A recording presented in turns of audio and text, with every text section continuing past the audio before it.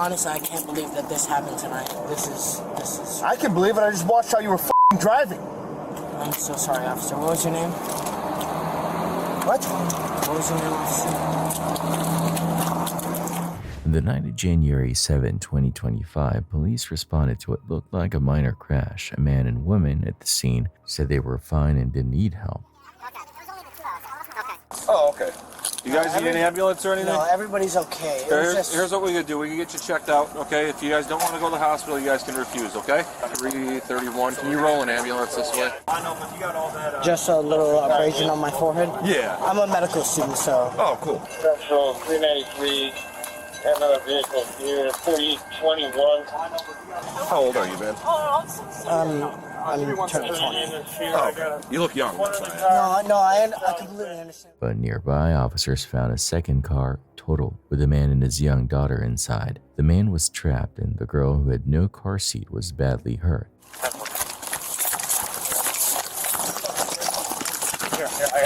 Watch out for the kid in here. I got. Watch his hand here, too.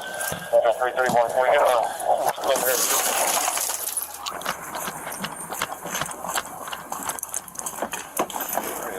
Hey, you alright?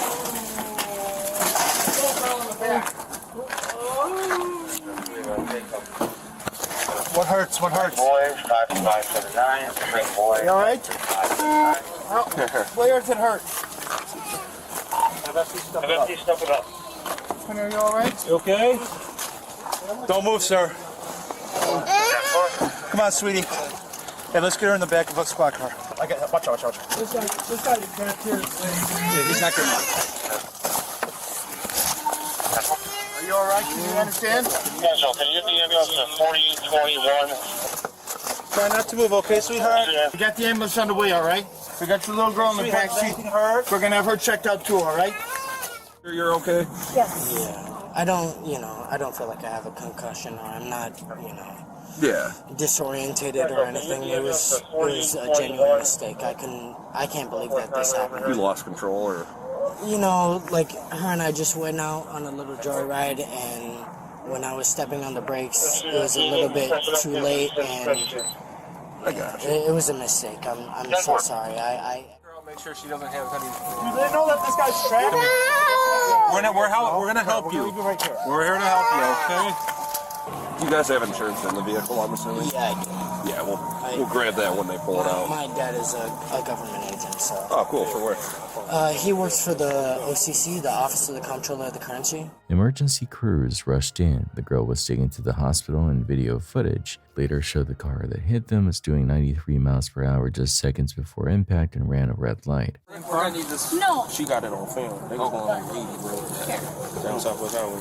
I was inside. I just heard it. But when I came out, I saw them driving. I helped both of them out. The way they was talking to me, I knew what time it was. No one was in any of the other vehicles that I collided with? No one else? Over there was one. Are they okay? They're checking on him right now. But they're We don't know. I haven't been over there, to be totally honest with you. they're still coherent and whatnot, right? Yeah. They're okay over there? Or? No, are they okay over there? Right now. Alright, so you were driving eastbound, so you were driving a little fast. I mean, not more You weren't than able to stop. 10, 15 miles over the speed limit. No, I got you. It was an honest mistake. I honestly, I can't believe that this happened tonight. This is. I can believe it. I just watched how you were f***ing driving. I'm so sorry, officer. What was your name? What? What was your name, officer? Hey, did you see the video? Yeah. He's flying. She got a dash cam. She got He's stopped. flying past her, pulls through the red light, smokes his car. Said he was going 10 over. It's red, wait before it gets. That doesn't happen. So. Cool. So what Give these guys a story. what happened exactly? Yeah, Officer Harrison, 417, took my story. Okay. I was coming through here, going southbound on Cicero. Okay. And I must have been going like 55, 60 at most. Okay. And by the time I was hitting this light, it was a yellow. I tried to, pump my brakes, especially. The driver admitted to having a couple espresso martinis but brushed it off as a mistake, claiming he was only a little over the speed limit. A witness confirmed he seemed drunk and was speeding. The driver also said he was upset about his dad's terminal illness. So just be straight with me, man. How much have you had to drink tonight? Honestly, a couple hours ago I had, two or three drinks, but that was, 2 or 3 hours ago at this point. Okay, So. what did you drink? 4 hours ago is only 2 espresso martinis. Okay, 2 That's espresso martinis. 4 hours ago. Did you have anything else, like any type of No. drugs, like any weed, anything No, like no. that? Do you take any medication for anything, anything like that? No. Okay. I don't take any Okay. medication. Did you take any medication tonight? No. Okay. Where were you drinking at your house? Yeah, Okay. that's correct. How many did you have total tonight? I know you said a couple, like 2 to 3. No, that's exactly as she Okay. explained. Only Okay. 2 or 3. We just, like, Okay. after that, my dad and I, just with everything that he is going on. Yes, and her and I just want understand. to- I understand that. It was Okay. just, it was an honest So, mistake, this- and it's so, I'm sorry. This is where we're at. Okay, we got to make sure that you're okay to drive. Yeah. So, If anything, we Uber. can, I can always call an Uber for us. okay, But I'll do it. You can observe. Okay. Because, all right. What you do is stand with your hands down at your side, your feet together. Okay. I want you to follow the tip of my finger, the tip of my finger only. You can see that, correct? Yeah. Okay. I literally was just getting some gas. I was leaving this girl crib over here. I know my man on the gas station. I was getting some gas. I came out to get my phone because I was going to load my Bitcoin, and they sent a code to your phone. And I heard like, I'm like, who's speeding in Oakland? And that motherfucker went, he f***ed up, bro. I feel bad because he f***ed up. I could tell by the way I was trying to help him. Like, he was looking like this. I'm like, bro, get out. Like, I don't know if the car gonna blow up. Just as a human, I'm trying to help him out. No, you were doing the right thing. That's why I saw you, and I'm Yeah. like, hey, like, I didn't know if you were in the taxi at first. And then I'm No, like, oh, that's I just wanted to help him as a human, bro. But he was lit, bro. Like, But all these cars are. that's fucked up. No. That's fucked up. So here's what I can do: is I can give you an opportunity to take a portable breathalyzer test. What that pretty much shows is your ability if you're able to drive or not. Are you willing to submit to one of those? whether it's me, at this point I'm not driving home, so it's going to be me taking Uber. So Okay. So are you able to take one of those, or? I'm not sure if I want to without my lawyer present. Okay. Well, as of right now, you're not under arrest. Asking you that, but just based off of the signs of impairment, I'm going to ask you to turn around and put your hands behind your back. So now you're under arrest for DUI. Okay. But the footage didn't lie. It showed reckless driving, so police opened a DUI case. Sadly, the man in the red car died 3 hours later. His 7-year-old daughter survived but was critically injured with a fractured spine and lung damage. The driver was charged with felony reckless homicide and DUI. At a January 9 hearing, prosecutors asked to keep him in jail, but the judge released him under strict conditions: nightly curfew, random testing, and a breathalyzer in his car. A follow-up hearing on January 16 was set to decide if he could drive while awaiting trial. That decision hasn't been shared yet, but given how serious this is, it's likely he's not allowed to drive. It was Sunday afternoon, April 24th, 2022, when 10-year-old Lily Peters left her home in Chippewa Falls, Wisconsin. She was heading to her aunt's house, just a 3-minute bike ride away. Since her parents' divorce, Lily lived with her dad, Alexander, and weekend visits to her aunts were nothing out of the ordinary, but this time she never came back.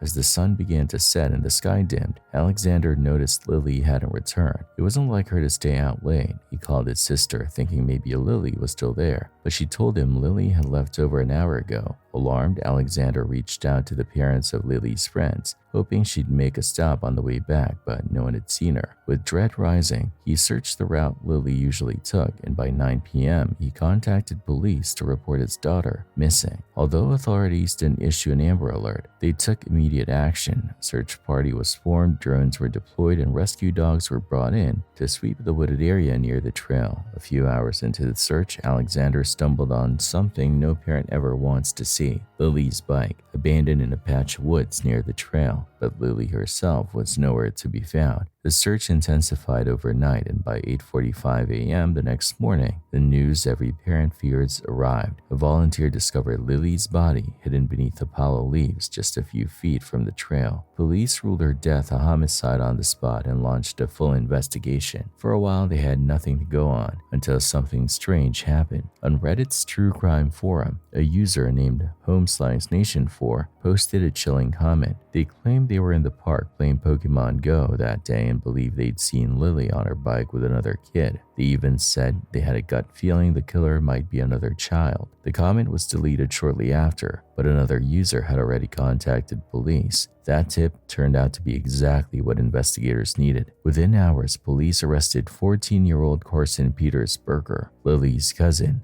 Under questioning, Carson confessed to everything. He admitted that he'd been planning the attack for months. That afternoon, he followed Lily as she left their aunt's house and led her off the trail into the woods. Once they were hidden, he punched her in the stomach, hit her repeatedly with a large stick, and strangled her until she stopped breathing. Afterward, he simply went home and pretended like nothing had happened. When the search for Lily began later that evening, Carson panicked. He returned to the woods, dragged her body farther from the original scene, and covered it with leaves in an attempt to hide what he'd done. Thanks to a single Reddit comment, the truth came out, and because of the brutality and premeditation of the crime, Carson is being charged as an adult. He remains in custody and is expected to go on trial in 2026. What began as a quiet Sunday afternoon turned into a nightmare no one could have predicted. Lily's family was shattered, and the community was left stunned by the cold, calculated actions of someone they never imagined capable.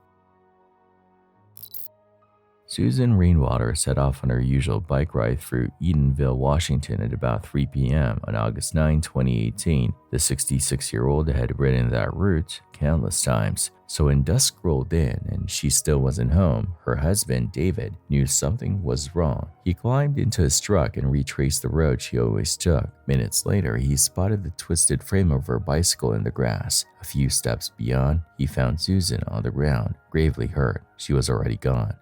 Police arrived and pieced together what had happened. A car had slammed into Susan from behind and then sped away. No one had witnessed the crash, and there were no nearby security cameras. The only clue was a shard of black plastic lying near the bike. Troopers guessed it had snapped off the killer's vehicle, but they couldn't tell what kind of car it belonged to. They photographed the mystery part and, hoping for help, posted the pictures on Twitter and the department's website. The tweet didn't spread far, but someone copied the photos to the What Is This Thing subreddit. Within hours, the thread exploded with theories. Users agreed the plastic was a headlight bezel, the piece that frames the truck's headlamp assembly. That narrows things down. Yet dozens of makes and models still used similar bezels. Then a Maryland state inspector who goes by Jeff's Nuts online joined the discussion. He'd handled thousands of inspections and recognized the part instantly. He posted, "That's off a 1988 Chevy Silverado." He even highlighted the notch for the adjustment screw to prove it. Detectives ran with the tip. They searched DMV records for black 88 Silverados in the county and fanned out. 5 days later, they found a truck parked at a rural home. Fresh damage on the headlight mount matched the broken bezel. Inside the cab, they discovered a small bag of hard drugs. The owner, 37-year-old Jeremy Thomas Simon, first told them he'd fallen asleep at the wheel and thought he'd hit a deer. Pressed harder, he admitted he'd realized it was a person but didn't want to see a body, so he kept driving. Simon was charged with felony hit and run and vehicular homicide. In court, he changed his story again, claiming confusion and panic. Yet the judge noted he'd had months to come forward and never did. He was sentenced to 4.5 years in prison, far less than Susan's family hoped for, but better, they said, than no justice at all. With that one photo on the internet, one sharp-eyed mechanic, and a swarm of curious teenagers on Reddit, the driver who killed Susan Rainwater might have vanished for good. Instead, a fragment of plastic, a string of comments, and a husband's refusal to give up turned a cold trail warm and put a name to the crime. In 2024, a horrifying scene unfolded in England when an 18-year-old stormed into Taylor Swift-themed dance class and began stabbing several young girls. Down there, the spray shop. We cash your card, mate. Spray shop? Number 34A, yeah. We cash your card, mate. We cash your card, mate. Surveillance footage captured Axel Rudu Cabana arriving at a Southport dance studio just moments before carrying out a brutal attack. 3 young girls, ages 6, 7, and 9, were killed. 8 others were injured. In 2025, Cabana was convicted of 3 counts of murder and 8 counts of attempted murder. He was sentenced to life in prison with no chance of parole for at least 5.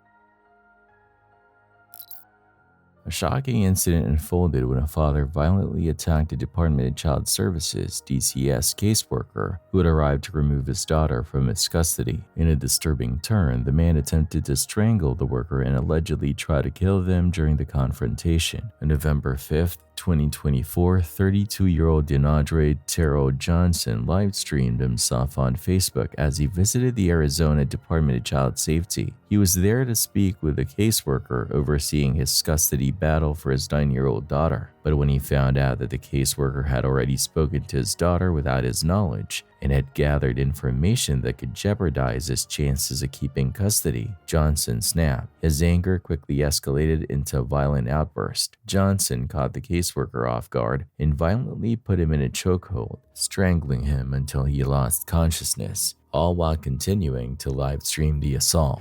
DCS, I want to introduce you so that we can have a proper introduction on this. I want to introduce you. Don't be afraid. You hold a public position.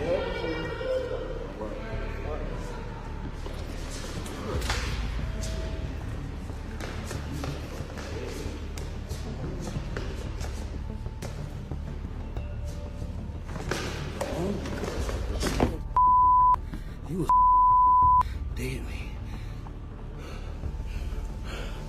You was a dead me. The moment you took my daughter in that room and you couldn't tell me, you couldn't show me video or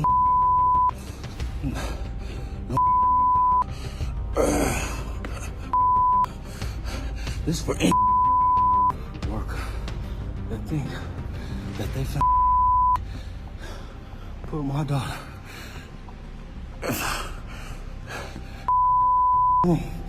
and think they ain't got to talk to me. You was a dead man. The terrifying scene unfolded in the building's lobby, and it wasn't until another employee happened to arrive that the caseworker had any chance of escape.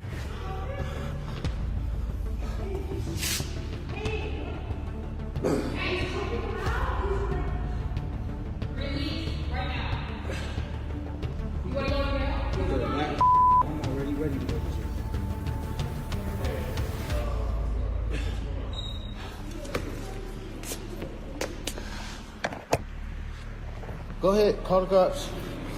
I'll be waiting. Anybody else think it's okay to take little girls in the room?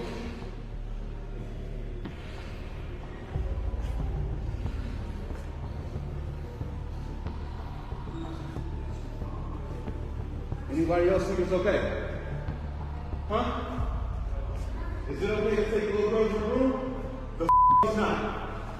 I don't give what position y'all hold. You take my in the room, this is what will happen to you. You still breathing? Back up.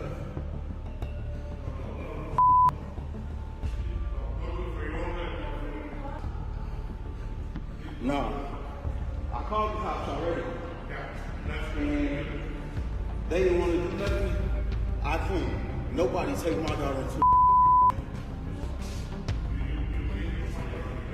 No, I didn't. He's still breathing. I ain't making.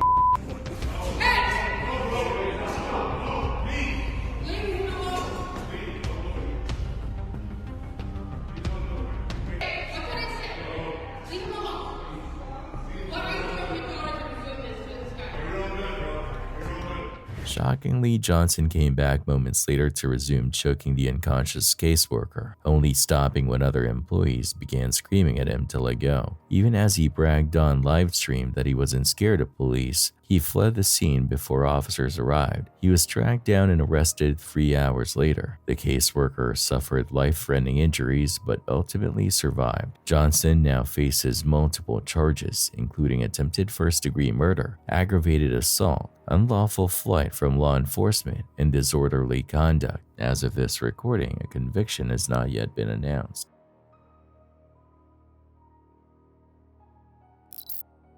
In 2015, a 21-year-old man from South Carolina carried out a mass shooting at a church, killing 9 people. He had been radicalized online and believed his attack would ignite a race war. While footage of him is limited, jurors saw the video he recorded of himself practicing with a .45 caliber handgun, the same weapon used in the shooting. Surveillance also captured him scoping out the church multiple times before the attack. Like many mass shooters, he was obsessed with firearms and had stockpiles of ammo, but the most chilling footage comes from his police interview, where he calmly confessed to the killings and described how he did it. Church in Charleston, and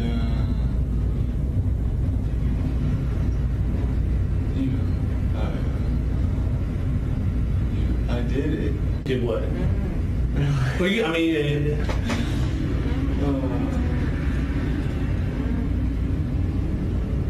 I know it's tough sometimes to say.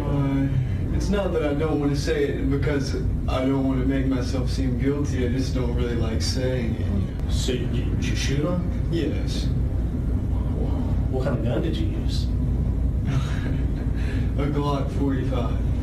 CCTV footage shows the shooter quietly walking into the church behind unsuspecting parishioners, people who just minutes later would become his victims. The most haunting moment comes after the attack, as he calmly exits the building, his shirt visibly soaked in blood. He was eventually sentenced to death for the massacre.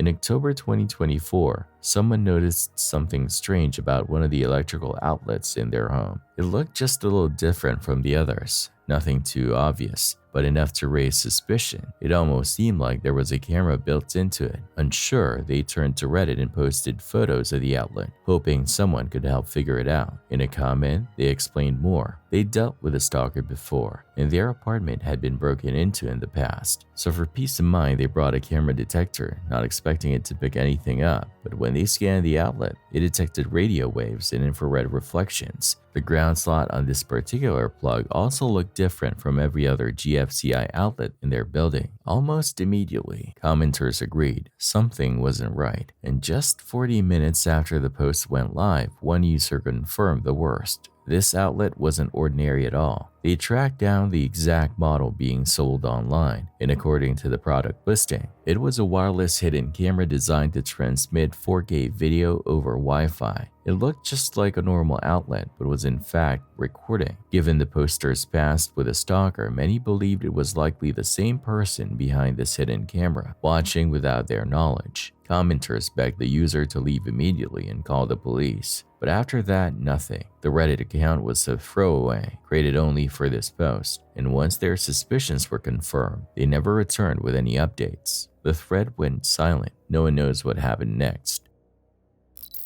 Check out this crazy video of bystanders in awe as a woman in Israel is seen covered in blood wielding an axe.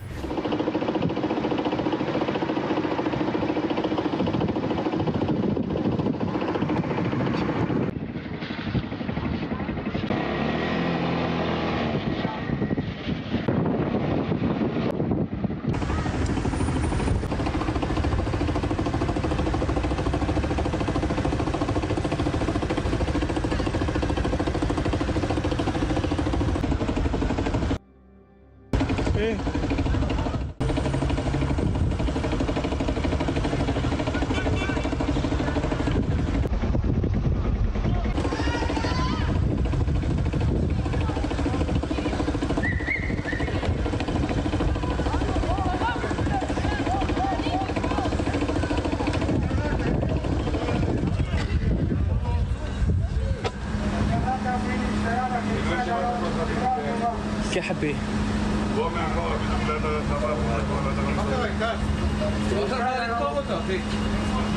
Sigonyana Izovic is accused of killing her 6-year-old son and the family dog during what investigators believe may have been a psychotic episode. According to reports, she told police she believed aliens had abducted her family and performed invasive experiments on her and her child. She also claimed the CIA was involved and that a chip had been implanted in her body, forcing her to carry out the killings.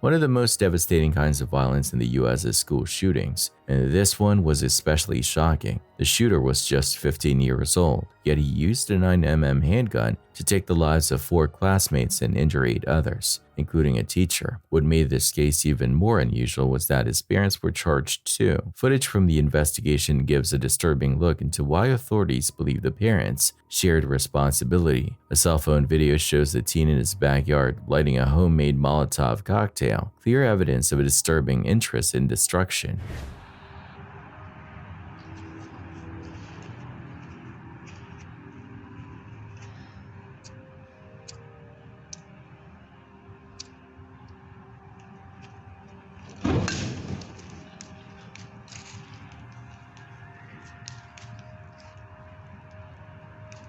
Footage shows a teenager and his mom at a shooting range. In the clip, he's firing the same 9mm handgun later used in the school attack. While Michigan law allows supervised use of a handgun for those under 18, it does not permit them to own or access one on their own. The parents didn't secure the weapon properly, which is one of the key reasons why they were charged after the tragedy.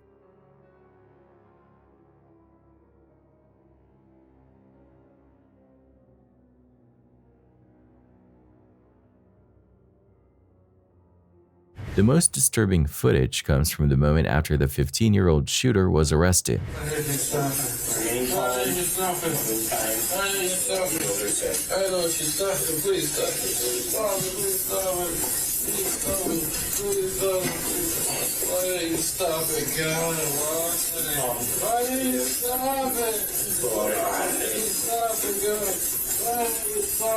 In the video, he's seen restrained, talking to himself and repeatedly asking why God didn't stop him from going through with the attack. He's clearly distraught and overwhelmed. According to reports, this emotional spiral lasted for hours. Despite later trying to plead insanity, the court sentenced him to life in prison.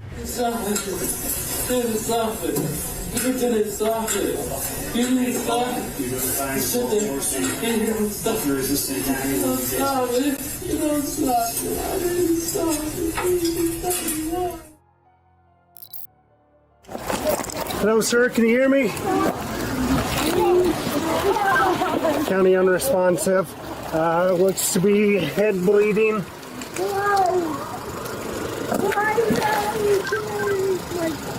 County 894, head bleeding and arms twisted up behind. All right, hang on. Let me try and find a jack.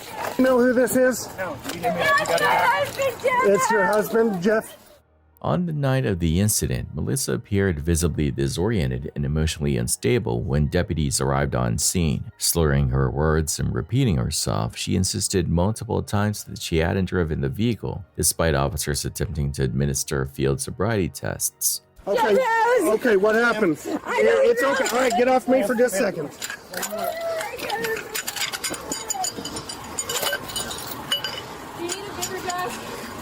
If anybody has one, that'd be great. This is the only one I got with me, but...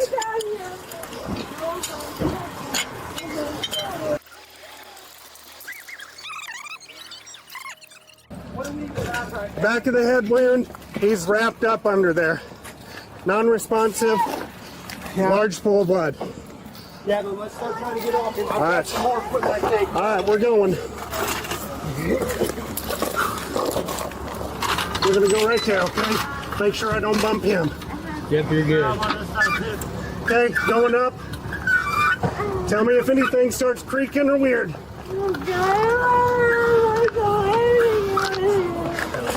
All right, I'm not gonna be able to see, so I'm trusting you guys. You're off the ground on this. Off the ground? Am I off of him? Sure, I need to get him here. Oh, sorry. Did not mean to bump you.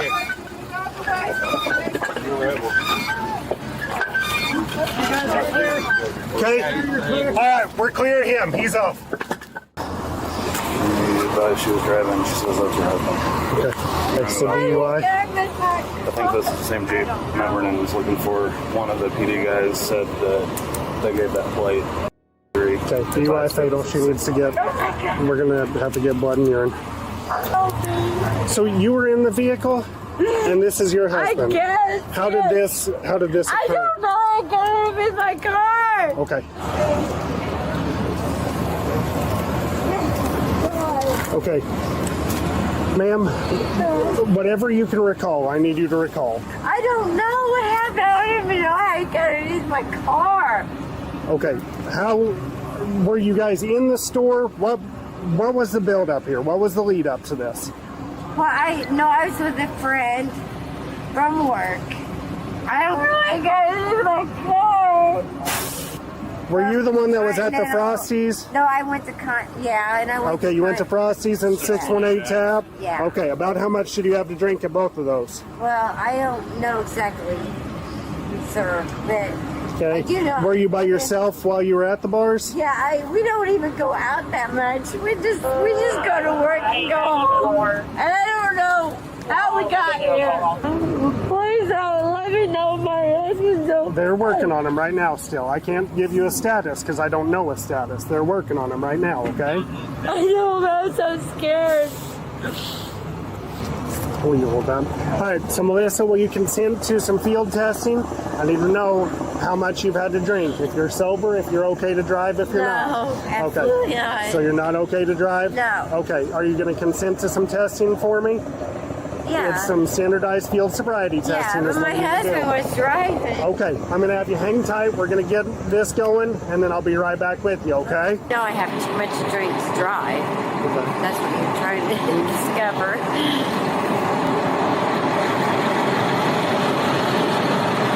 Just with your eyes, not with your head.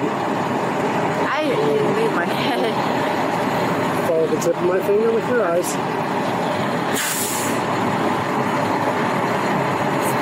You're all right? 2, 1. She was unable to follow basic instructions, stumbled during the eye tracking portion of the test, and repeatedly claimed she drank too much to perform the walk-in turn or one-leg stand tests. I can't because I've been drinking too much. Okay, I'll have you go back to the starting position. Place your left foot on the line. Okay, now place your right foot in front of your left foot. That's, yeah, your right foot in front of your left foot, touching heel to toe. Oh gosh, I can't do that. Okay. Officers remained patient as they attempted to guide her through the process, but Melissa's erratic behavior and refusal to complete the tests eventually led to her being placed under arrest for suspected DUI. I have to check if you're able to drive. I didn't drive. Oh my God, where's my husband? Okay, what I'm going to do next, we're going to go up to the hospital. They're going to need to get blood and urine from you, and they'll have to submit that. Do you have any injuries? I refuse. Okay, you refuse? Okay. Okay. All right, have you place your hands behind your back, please. I want to see my husband. Can you please tell me? If I find something out, I'll tell you, okay? I'll follow you up there and help you get a warrant. Okay, sounds like a plan. Head up to the crossroads. What investigators would later uncover was far more troubling. Surveillance footage from a nearby apartment complex allegedly showed Melissa shoving her husband Jeff down before bagging her car over him. Then in a shocking turn, she reportedly pulled forward again, leaving his body trapped beneath the vehicle. Despite this, during her interaction with officers, Melissa seemed genuinely confused about what had happened. She told them she didn't even know how Jeff ended up under the car, insisting over and over that she didn't drive and that her husband must have been inside a store. At one point, she even questioned how they got here, unable to comprehend how such a horrific moment had unfolded. Once in custody, Melissa was transported to a nearby hospital for further testing. There, her demeanor shifted between panic and sorrow. She constantly asked about Jeff's condition, tearfully pleading for answers and insisting he was a strong man who would never end up in a situation like this unless something went terribly wrong. Okay. But we've got my husband. Yes, we've got I I don't even know how we got here, sir. Right. No, and I understand that, but I do have to run off of their standards. But my husband would have never. How did he? I don't even know how he got passed out. I mean, he had to have passed out at some point, right? I'm still fuzzy on all of the circumstances. My husband is not like that. He's a strong individual. Okay. Trust me, sir. I've been with him for 20 plus years. Mm-hmm. My husband is a strong individual. I don't even know how this all occurred. They just did that. Okay. When I was looking through the window. Alright. I thought he went inside the store and he was underneath my car. What the hell? Now, if you want to verify with them, by all means, but I was watching them open it whenever I walked by the window.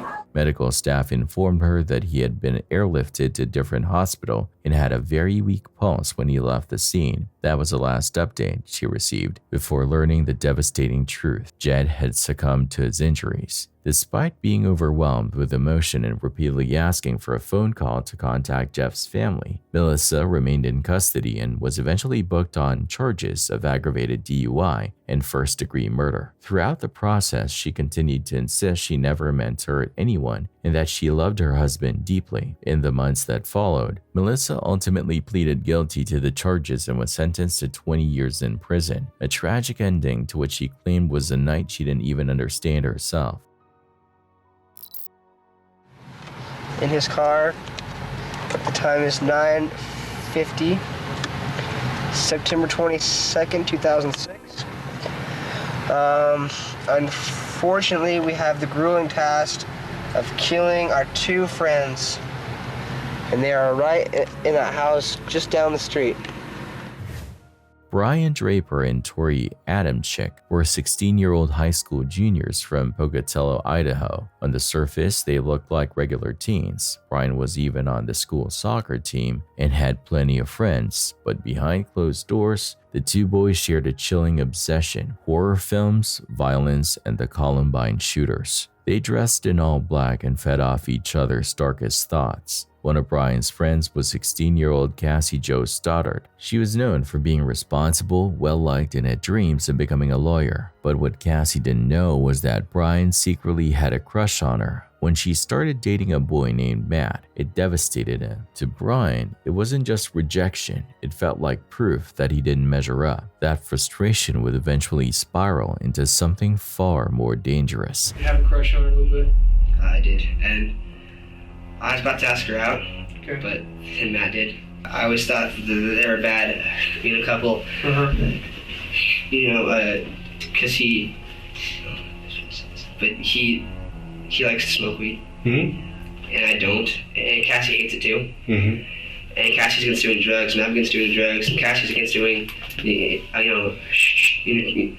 like drinking alcohol and stuff, and I am too. Right. And I met her before Matt, and I was gonna ask her out and stuff, and then he just moves on, and he ends up with her. Yeah.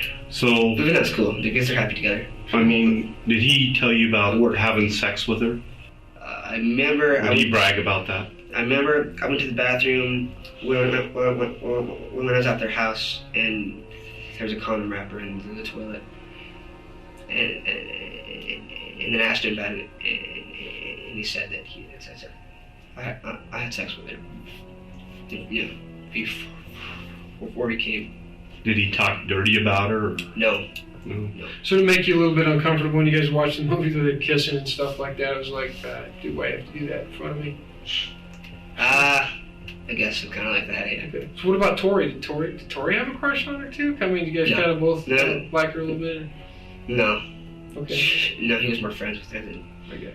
After Cassie and Matt began dating, Brian and Tori's twisted fascination took a darker turn. What started as a bitter jealousy soon became a violent fixation. They began talking about harming either Cassie or Matt, and their obsession only grew. When they learned that Cassie would be house-sitting alone on the evening of September 22nd, they saw an opportunity. To them, it was the perfect setup: isolated, unguarded, and easy to access. That night, they made a horrifying decision. Not only would they go through with their plan, but they'd also document it. With a video camera in hand, they set out to turn their sick fantasy into reality. Here in his car, the time is 9:50, September 22nd, 2006.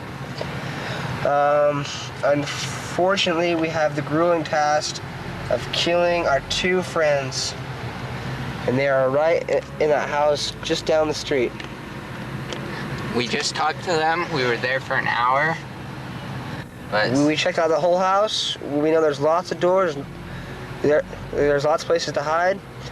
I unlocked the back doors, so it's all locked. Now we just gotta wait. And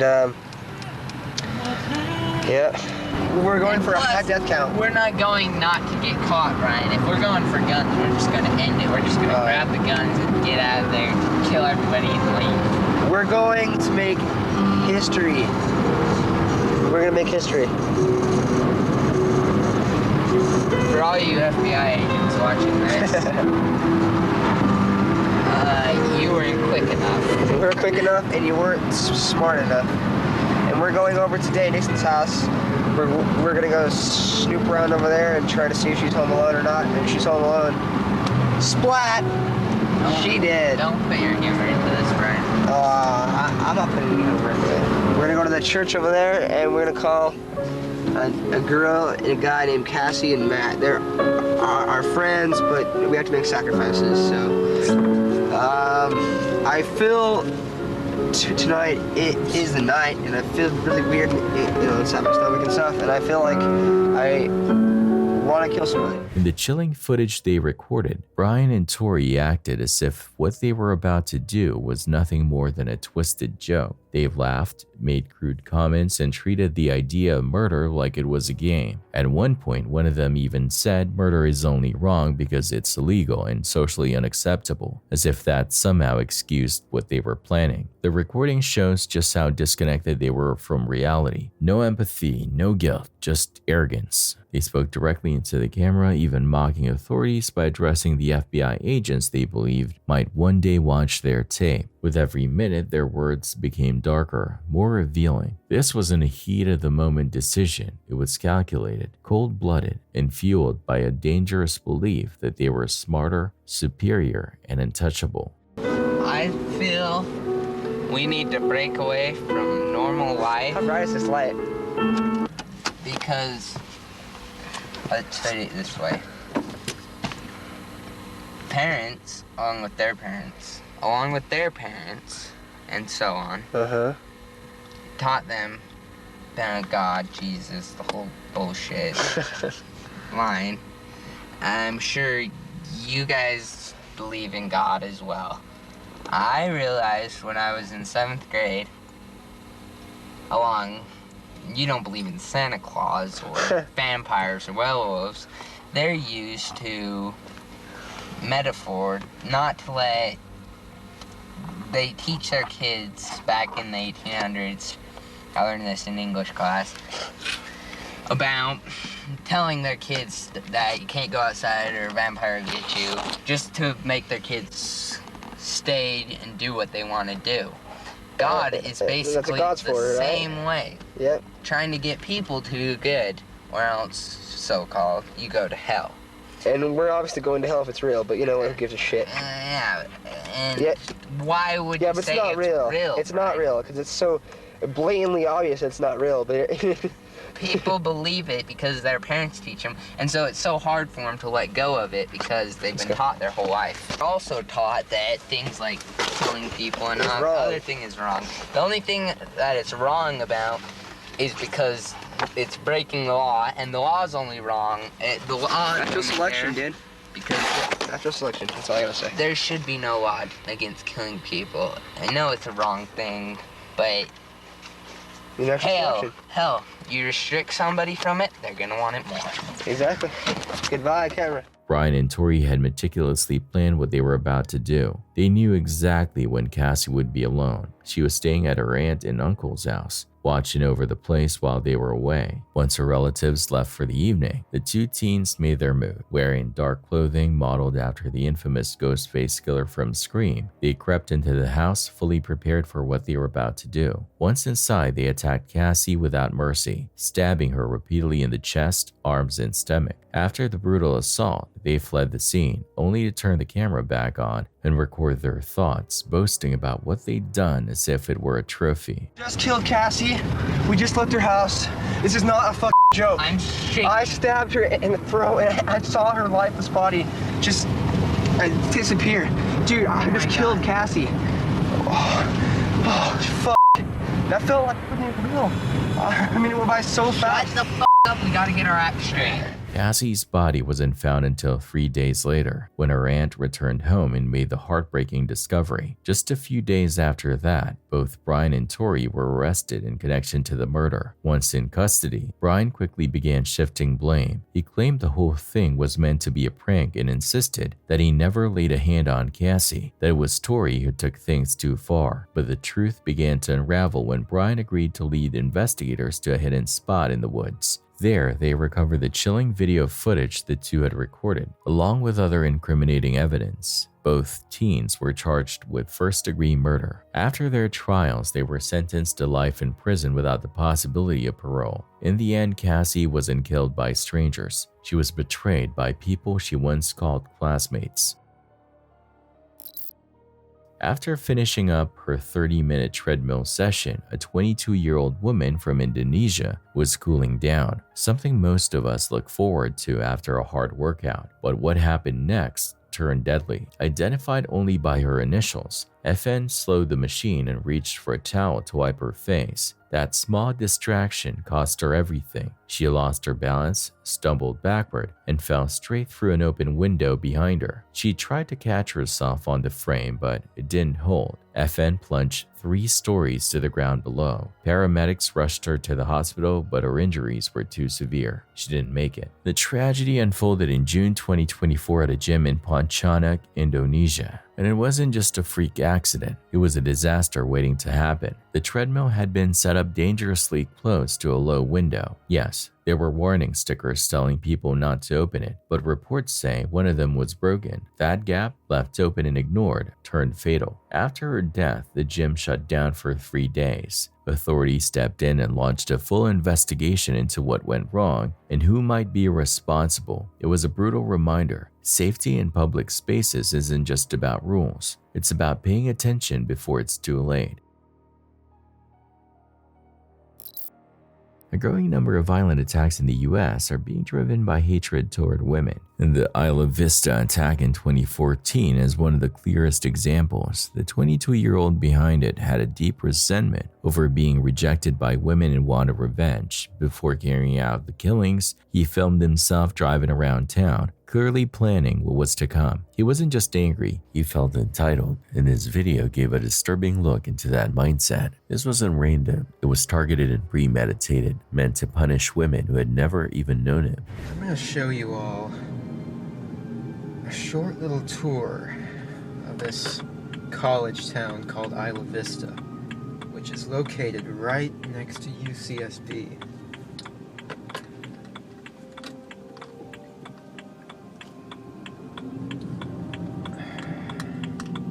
Every time I drive through this place, I am overcome with rage, because I see so many guys walking around with beautiful blonde girls, enjoying their lives, while I've lived here for more than 2 years in loneliness. No one's ever invited me to parties, no girls have been attracted to me.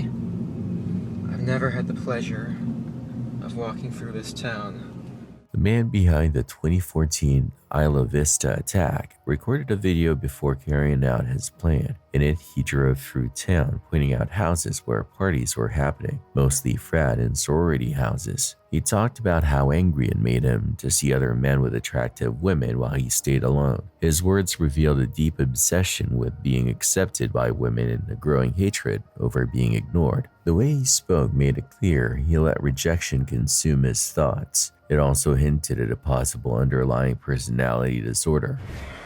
Elliot Roger here. Well, this is my last video. It all has to come to this. Tomorrow is the day of retribution. The day in which I will have my revenge against humanity, against all of you. For the last 8 years of my life, ever since I've hit puberty, I've been forced to endure an existence of loneliness, rejection, and unfulfilled desires, all because girls have never been attracted to me. Girls gave their affection and love to other men, but never to me. I'm 22 years old, and I'm still a virgin. I've never even kissed a girl. You girls have never been attracted to me. I don't know why you girls aren't attracted to me, but I will punish you all for it. It's an injustice, a crime, because I don't know what you don't see in me. I'm the perfect guy. And yet you throw yourselves at all these obnoxious men, instead of me, the supreme gentleman. I will punish all of you for it. The chilling video posted by the attacker just before the rampage reveals his twisted mindset. In it, he declares that he's gonna get revenge on the world for ignoring him, especially women. He calls himself the perfect guy and blames society for not giving him the attention he feels entitled to. The next day, he murdered his 2 roommates and launched a violent spree across Isla Vista. Cell phone and security footage capture the chaos. Gunfire in the streets, people diving for cover, and the shooter firing from his car at random pedestrians. He eventually died by suicide after a shootout with police, but not before killing 7 people and injuring 14 more. On August 11, 2022, what started as a chance encounter quickly turned violent at an apartment complex. 2 sisters, 27-year-old Antonetta Stevens and her 17-year-old sibling Janine Gonzalez, ran into 36-year-old Ashley Bocanegra, but this wasn't a causal or friendly meeting. Just moments after spotting her, the sisters launched into a brutal attack, allegedly fueled by suspicions that Ashley had been involved with Antonetta's fiancée, Danielle Gonzalez. Witnesses described the assault as vicious and unrelenting. One employee from the apartment complex who saw the altercation unfold immediately called 911 to report the chaos. There's 2 girls fighting, and she's really bloody. I can see the blood from where I'm at. They're fighting on the street. It's my house. She's been sleeping with my fiance. She works over there. She's his manager, and she keeps on forcing him to have sex with her after he'd been cut it off, or she's gonna fire him. And we ended up fighting right there because she approached my home. This is my home. She lives all the way over there. Okay, is everybody in the house right now? Oh, just me. I'm the only one at fault. Just me. The girl, she left. Is your sister involved? My sister? Yeah, is she? No, that's my sister-in-law. Is she involved? She was there. Are you 2 arguing? Or are you guys? No, we're not arguing. Okay, so let's go inside. The female that he's been sleeping with. Him? Yes, my fiance that I've been with for 5 years. Okay. We moved here together from up north. He works at Floor and Decor. He's been sleeping with his manager. And that's who was here? Yes. Okay. And I've been feeling it for some time now. Okay. Yesterday I'm walking to Quick Trip. I see them walking together. And you're a woman, you know our intuition. I know that's the girl. Mm-hmm. I seen her, we argued yesterday, he broke it up, it was fine. This morning now, she's calling, text him, saying that she's gonna be coming here. I waited for her. Yeah.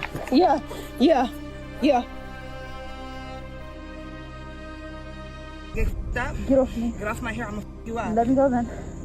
Get off me. Say hi to Daniel. Get off me. Say hi to Daniel. Get the f off You know me. he said I could come out here and f you up, right? No, I did. You know that, right? He's in the house with our son. Hey, wow. He said I could f you up. Yep, this is what we do.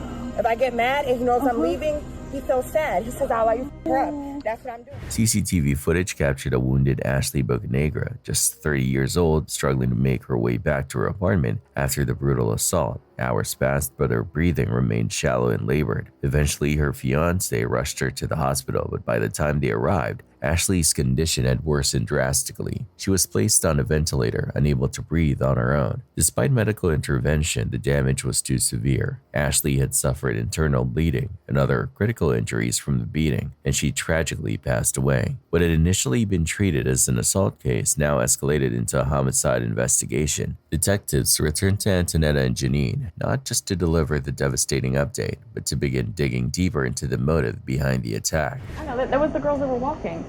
They went to Quick Trip. Hey, I'm Detective Carter with Gwinnett County Police. Are you your internet? Yes, hi.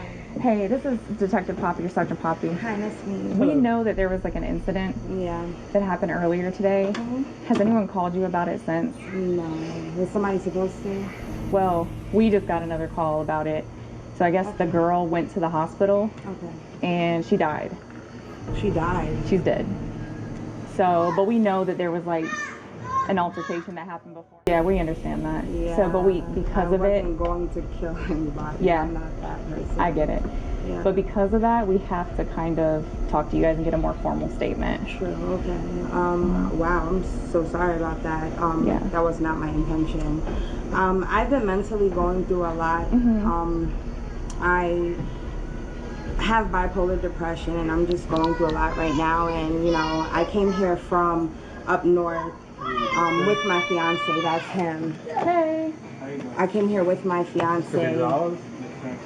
Yeah, so I came Are you here, the sister? His yeah, sister? Okay. Sister.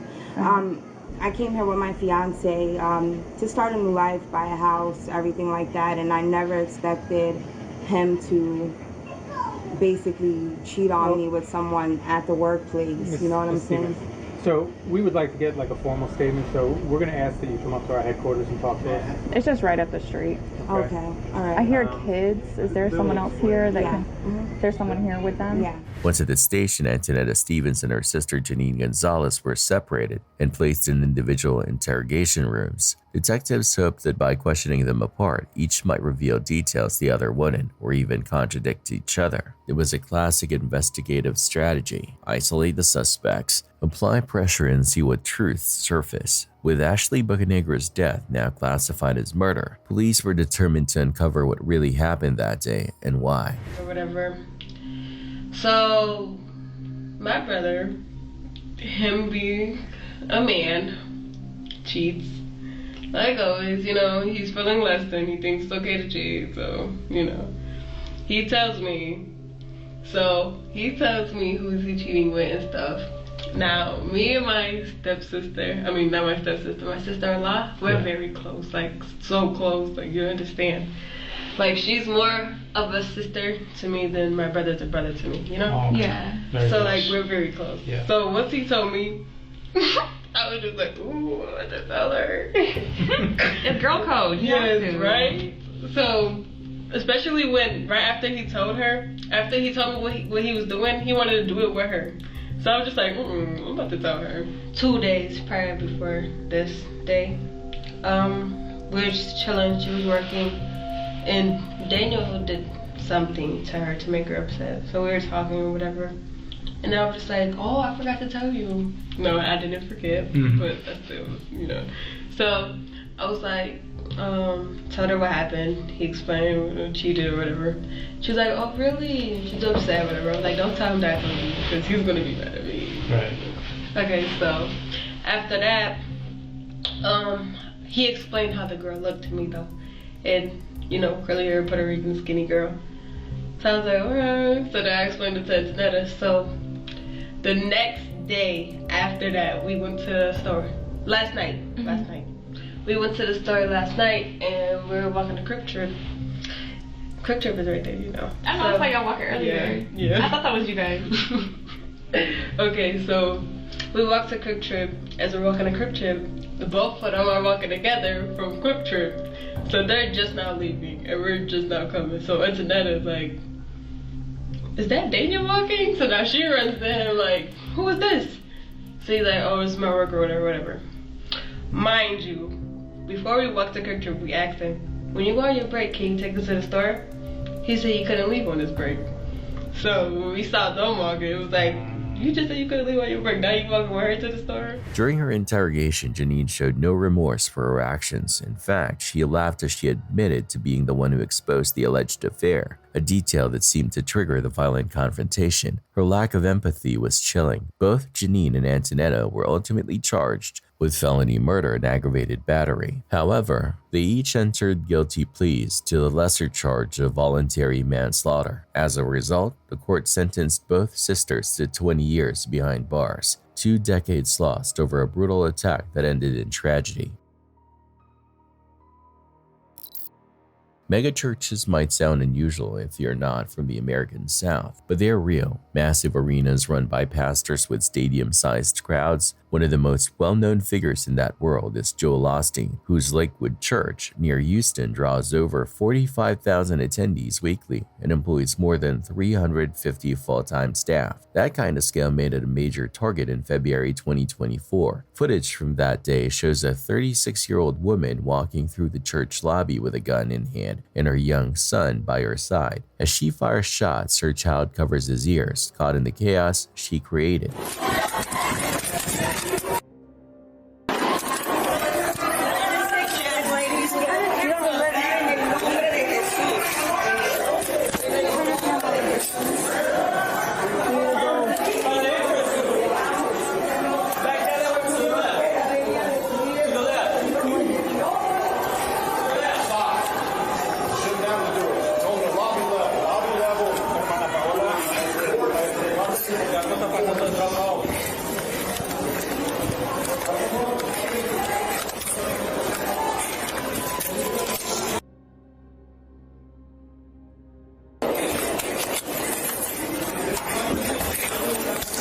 Wire loss.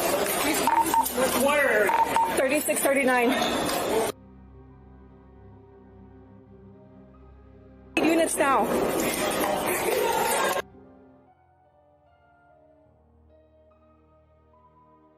As the shooter walks through the church lobby with her child beside her, a security guard quickly steps in, gun drawn. She fires a few rounds before retreating into a nearby room. Then after repositioning, she moves in again and fires several more shots at the suspect.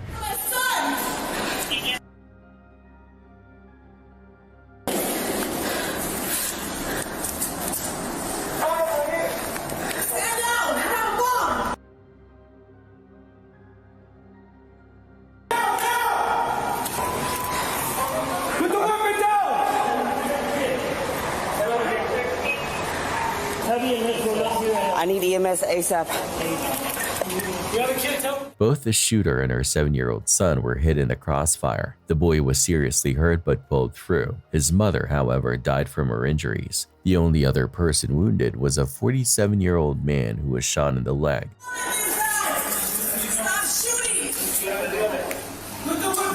Suspect saying she got a bomb. Body cam video captures a chilling moment. Right before being shot, the attacker yells that she has a bomb. No clear motive was ever found, but it later came out that the woman had a known history of mental illness. Still, she was able to legally buy the gun, and no red flag laws stopped her.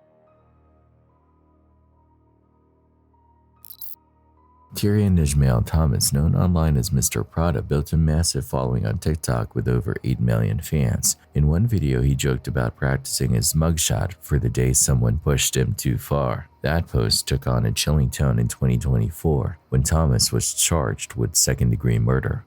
He's accused of killing 69-year-old therapist Dr. William Nick Abraham at an apartment in Louisiana. Witness at the apartment complex that saw the suspect dragging what we now believe is the victim's body. The day after Dr. William Nick Abraham visited Terry and Thomas, his body was found wrapped in a tarp and dumped in a ditch off Highway 51. Police chasing him with his gun out, move back. When that information went out to everyone, we had family members that reached out and said, hey, he got a ride back to his apartment after the pursuit with BRPD, and somehow he got to the bus station. And from the bus station, he took the bus to Dallas, Texas. Surveillance footage showed both men entering the apartment, but only Thomas was seen leaving. Inside, detectives discovered a large amount of blood, several sharp objects, and other weapons. Witnesses later told police they saw Thomas dragging something heavy in a tarp not long after Abraham had been there. A tragic example of how mental health and access to firearms can collide happened in Pennsylvania back in 2017. On June 8th, a 24-year-old man walked into the West Market supermarket where he also worked and opened fire. He used a shotgun to kill 3 of his co-workers. In total, he fired 59 rounds before turning the gun on himself. Back again. All right, so today, have both shotguns again. I'm gonna use Rachel first because I feel like I've been neglecting her since I got M, so I promised her I would use her gun, so we're gonna use her first.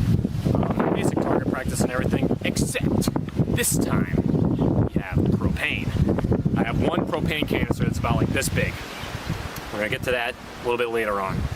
I have a fire extinguisher in case something goes wrong and you know the fire spreads, so you do not want to throw water on a propane fire. So yeah. I don't know the technical aspects of it all, but fire on a propane fire is bad. I Googled it. Now you know. Now I know. So anyways, let's go. You know the drill by now. Investigators later uncovered videos of the shooter practicing in his backyard. In the footage, he calls both of his guns by name and takes aim at bottles and containers he lined up as targets. I want to stop, but you didn't miss much. Let's get a little closer. That bird right next to it. The shooter eventually moves in closer to his targets, trying to make his backyard shooting practice look more dramatic. What makes the video so disturbing is that he's using the same guns he would later use to end his co-workers' lives. For today, count down the days. It's like 23 days left. That's it.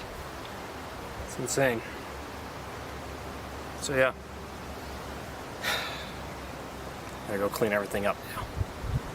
Hooray! Near the end of his backyard video, the shooter makes a chilling remark. He says there are 23 days left. That's likely a reference to the date he had planned his attack. Investigators later discovered he had long battled depression and had become obsessed with the Columbine shooters. He even believed that after death he'd be reborn as a character from a Nickelodeon show, an unsettling mix of delusion and deep emotional pain. That's it. I don't know what else you want me to say. Go clean everything up.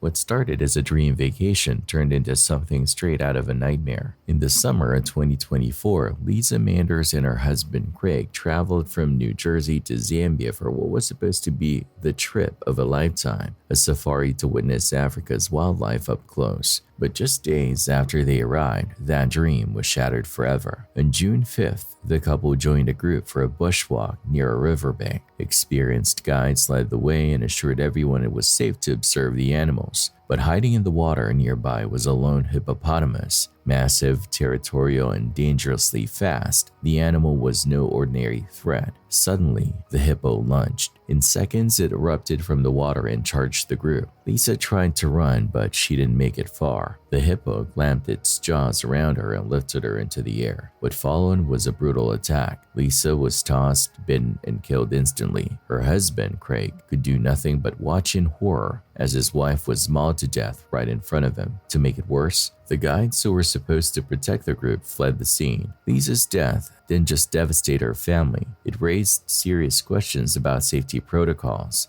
Craig has since filed a lawsuit against African Portfolio, the Connecticut-based tour company that arranged their trip. He says they weren't warned about the dangers of getting so close to a hippo on foot, nor were proper safety measures in place. If we had known how dangerous that situation really was, we never would have agreed to it, Craig said through his lawyer. African Portfolio denies responsibility. Their attorney argued that the company only books travel and isn't liable for what happens during the trip. But to Craig, this wasn't just a tragic accident, it was preventable, and it cost him the love of his life. Lisa Manders was more than a tourist. She was a mother of 3, a respected professional, and someone who should have come home safe. Her death is a painful reminder that the wild can turn deadly in an instant.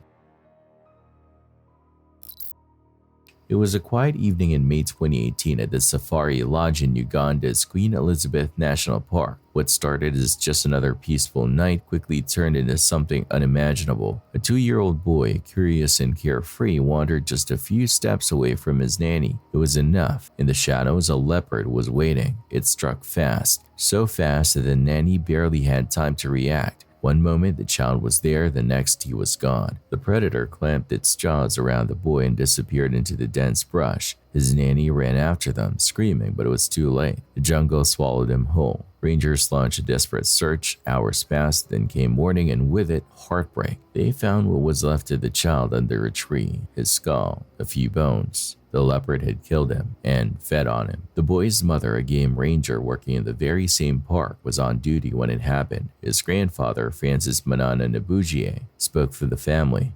"You gave us the coffin. My son is gone. Nothing will bring him back."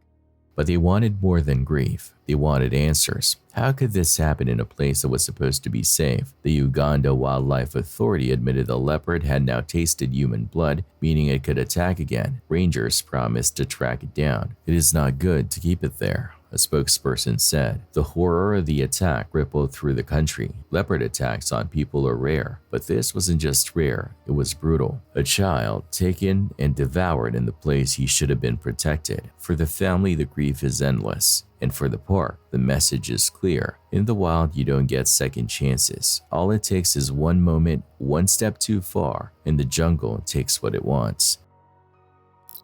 No, don't close the door. What's going on? With what? You Shay? I am Shay. Right. I've had some kind of strange, interesting call about somebody having had their throat slit. Okay. So what's going on here? No, that's a dog, is it? my dogs, yeah. Shay Groves, 27, had a disturbing fascination with serial killers. In July 2022, she was arrested for stabbing her boyfriend to death at her home in Hampshire, England. When police searched the house, they found framed photos of infamous killers like Myra Hindley and Jeffrey Dahmer, along with a knife she used in the murder. On suspicion of murder, you do not have to say anything, but it may harm your defence if you do not mention when questioned something which you later rely on in court. Anything you do say may be given evidence. The necessity for your arrest is for a prompt and effective investigation. Shay Groves is now serving a minimum of 23 years in prison, which means she won't be getting the chance to follow in the footsteps of the killer she idolized, at least not anytime soon. Dr. Thomas McAfee had spent decades helping others. He was a medical leader, a respected educator, and the incoming CEO of a major health foundation. In 2013, at 58, he decided to take a break before starting his next big chapter. He booked a safari in Tanzania's Tarangire National Park, an escape into nature before diving back into his demanding career, but that trip would cost him his life. On a quiet September day, McAfee and 2 others set out on foot to explore the park. They wanted to see the wildlife up close. It was a risk, but one that promised beauty, thrill, and peace. Then came the elephants. A herd appeared, huge, powerful, and unpredictable. The group turned to retreat. McAfee stumbled. In the wild, a second can mean everything. One of the elephants charged. The ground shook. There was no time to run, no chance to recover. The animal trampled McAfee. When help arrived, there was nothing they could do. Back home, the news sent shockwaves. Colleagues were stunned. A man known for healing others had been taken in the most violent way. His sister, Skyla, later said he knew the risks. He loved Africa. He loved life. But knowing the risks didn't protect him. Elephants aren't monsters, they're animals acting on instinct, but when they feel threatened, their response is deadly, and in the wild, there are no second chances. McAfee's death raised questions. Was there a guide? Were they alone? Did they go too far off course? Whatever the answers, one truth remains. The WA doesn't care who you are. Titles don't matter. Resumes don't count. One misstep is all it takes. For Dr. McAfee, what should have been a farewell to one chapter became his final moment. A dream trip ended in tragedy. A life of purpose ended in silence. On February 24th, 2020, Sarah Boone called 911 with a disturbing report. Her boyfriend, 42-year-old Jorge Torres Jr., was dead inside a suitcase. She claimed it had been a game of hide-and-seek gone wrong. According to her, Jorge willingly got into the suitcase and she zipped it up as part of the game before heading upstairs and accidentally falling asleep. By the time she woke up, it was too late. At first glance, Sarah insisted it was all just a tragic mistake, but when detectives began to dig deeper, her story started to unravel. The location of the emergency. 4748 France Court, apartment 3. 4748, what's the street name? France, F-R-A-N-T-Z. And the apartment number? 3. Is this a police or medical? My boyfriend is dead. Okay, send the line for the fire department. Do not hang up.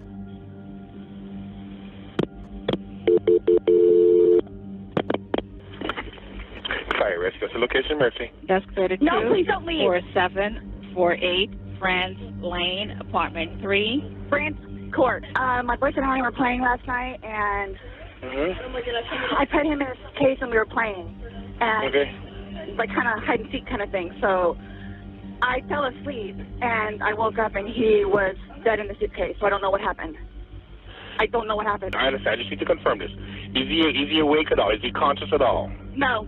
He's purple. Is he breathing? No. All right. I need you to get him on the floor, flat on his back for me, okay? I did. I tried giving him CPR. All right. I tried giving him CPR. Yeah, okay. But nothing happened. He's purple. Okay, listen to me. There's a defibrillator. I need you to get it for me, okay? What is it? You have an AED available? No. All right. Are you right by him now? I'm sorry?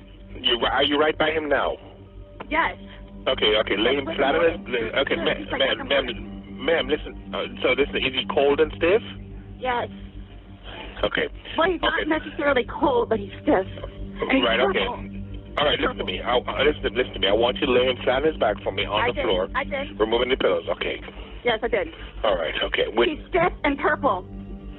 Right, okay, listen. Okay, man, that's fine. We're still going to do compressions on him, okay? All right? Place the heel of your hand on his breastbone, right in the center of the chest, right between the nipples. Yes. Put your other hand on top of that hand. Baby, I'm telling you. Just by looking at him, you can tell. Okay. Ma'am? Please! Okay, he just gurgled. He and I were putting a puzzle together. We've been doing some artwork together. You are putting a puzzle together? Yes, we have a puzzle that we started in there. Okay. We've been doing art, trying to take the stuff off the wall to make new art put up there, like having a good time with one another. But we're drinking. We had a bottle of wine last night. Okay. So then it's like, we decided to play hide and seek, right? Okay. So he gets in the suitcase. Okay. Who is this guy? That's my ex-husband, my former husband. How did he live here with you guys? No, I called him over here. Okay. I didn't know what to do. Okay. I didn't know what to do. Okay. So then he came over here. Here, let's talk in private, okay? I called you guys. I tried giving you CPR. The problem is I fell asleep. When did you do CPR? This morning, when I found it. Before you called? Yes! 1 o'clock right now. I tried. I was awake, but I actually got out of the bed at like 12:30ish, whatever. So I came downstairs, and I was like, oh, he's in the suitcase still. And that's when I found him, and I took him out. I tried doing CPR, and then I called him, and then I called you guys. Did he get here before the fire department got here? Who? Your husband or your ex-husband? Yes. Okay. Where does he live at? Right down the street. When detectives asked if they could search her phone, Sarah agreed without hesitation, giving both verbal and written consent. She had no idea that buried in that device was the very evidence that would dismantle her story. During their investigation, they discovered video footage on her phone that told a much darker version of events. In the video, Sarah can be heard mocking Jorge as he struggles inside the suitcase, begging to be let out and saying he couldn't breathe. She doesn't help him. Instead, she taunts him. At one point, she coldly says, "That's what I feel like when you cheat on me."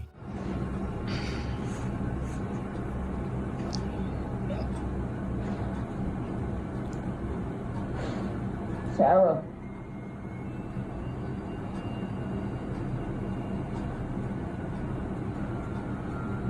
For everything you've done to me. Sarah. For everything you've done to me. Sarah. Fuck you. Sarah. Fuck you. Sarah. Stupid. Sarah. That's my name. Don't wear it up. Sarah. I can't fucking breathe, babe. Seriously. Yeah, that's when you do when you choke me. Sarah. Sarah. The footage was undeniable and painted a chilling portrait of premeditated cruelty. What Sarah had described as an accident was exposed as something far more sinister. Her tone, words, and complete lack of urgency as Jorge suffocated made one thing painfully clear. This wasn't a game, it was murder. As investigators began to collect evidence, they also took Sarah in for questioning. What they were about to find would shift the tone of the case entirely and paint a far more disturbing picture of what really happened that night. I have not touched him. I have not touched him. How would you get those injuries? Tell me and we'll both know. I have not touched him. Yesterday, when we took photographs of your overall body, and they did the buccal swabs, did they go under your fingernails? No. Okay. Are you willing to let us absolutely swab underneath your fingernails? Go for it. Okay. I have no idea, and I don't want to seem out of sorts, but I have no idea. We had a good day. Mm-hmm. It was a good day. We've had good days lately, even considering everything that's going on with our jobs and life in general and ex-wives and everything.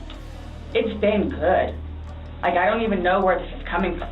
While sitting with investigators, Sarah continued to insist that Jorge's death was nothing more than a tragic accident. She calmly recounted the events, claiming that she and Jorge had been drinking heavily, that the suitcase game was meant to be harmless, and that she simply fell asleep before realizing anything was wrong. But her words alone weren't enough. 12 hours passed before Sarah even checked on him. By the time she finally unzipped the suitcase the next day, Jorge was dead. The autopsy confirmed that his final moments were agonizing. He had suffered from positional asphyxia, his body showing signs of blunt force injuries and trauma from trying to free himself. Detectives now understood that this wasn't a tragic mistake, it was something far darker. With the evidence from her phone in hand, they called Sarah back in for a second round of questioning. This time they weren't just listening, they were preparing to hold her accountable. Sarah continued to lie, but she was shook when an officer showed a crucial video. Okay, so do you remember making any videos or maybe having any photos, videos that you remember doing on your phone on Sunday? No. No? I think I took a picture of a dog. Okay. But your phone is password protected, you have the password, he has the facial recognition, so it's not like someone else could be on your phone. No, I have both. So I have something that I want to show you that we found, and it was from your phone. Mm-hmm. Can you see it? If you need to move it around, go ahead.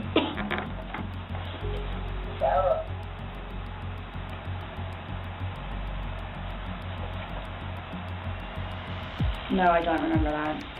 It's that long? 2 minutes. For everything you've done to me. For everything you've done to me. Fuck you. Fuck you. That's you, your voice. Stupid. Sarah. That's my name. Don't wear it up. I can't fucking breathe, babe. Seriously. Yeah, that's when you do when you choke me. I don't want to watch it, please. Last time we talked to you, you had said that you put him in the suitcase, he had two fingers hanging out. I flipped him over. Sarah, I can't breathe, babe. I flipped him over, and that's where it was. There's two different videos and a still picture where, yeah, it shows you flipping him in different positions and him saying that he can't breathe and you saying, fuck. This is upside down. So in order for him to have gotten into it, it was flipped up. Right. It was flipped up normal. Guys, this is killing me right now. So this image, it's upside down, and then this small video that occurred 11 minutes later, it's flipped over the other way, closer to your dining room table. Okay. Now he's obviously still in there. So he didn't, how did it go from the back to the front? I flipped it. Okay.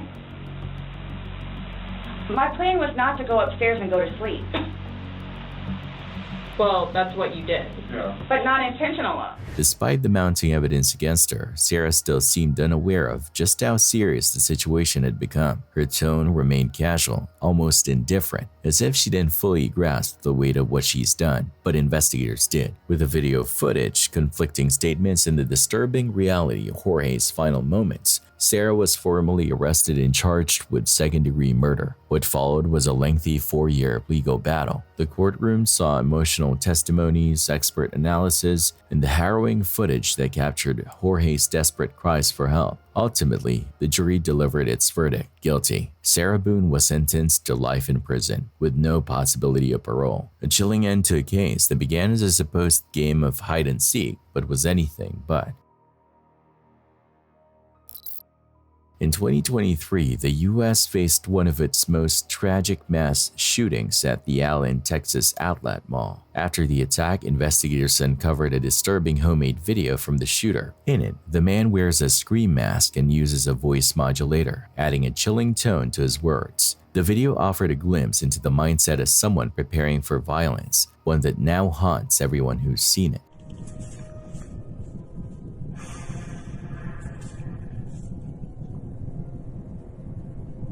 Not quite what you're expecting, huh? Well, that's the video. See ya.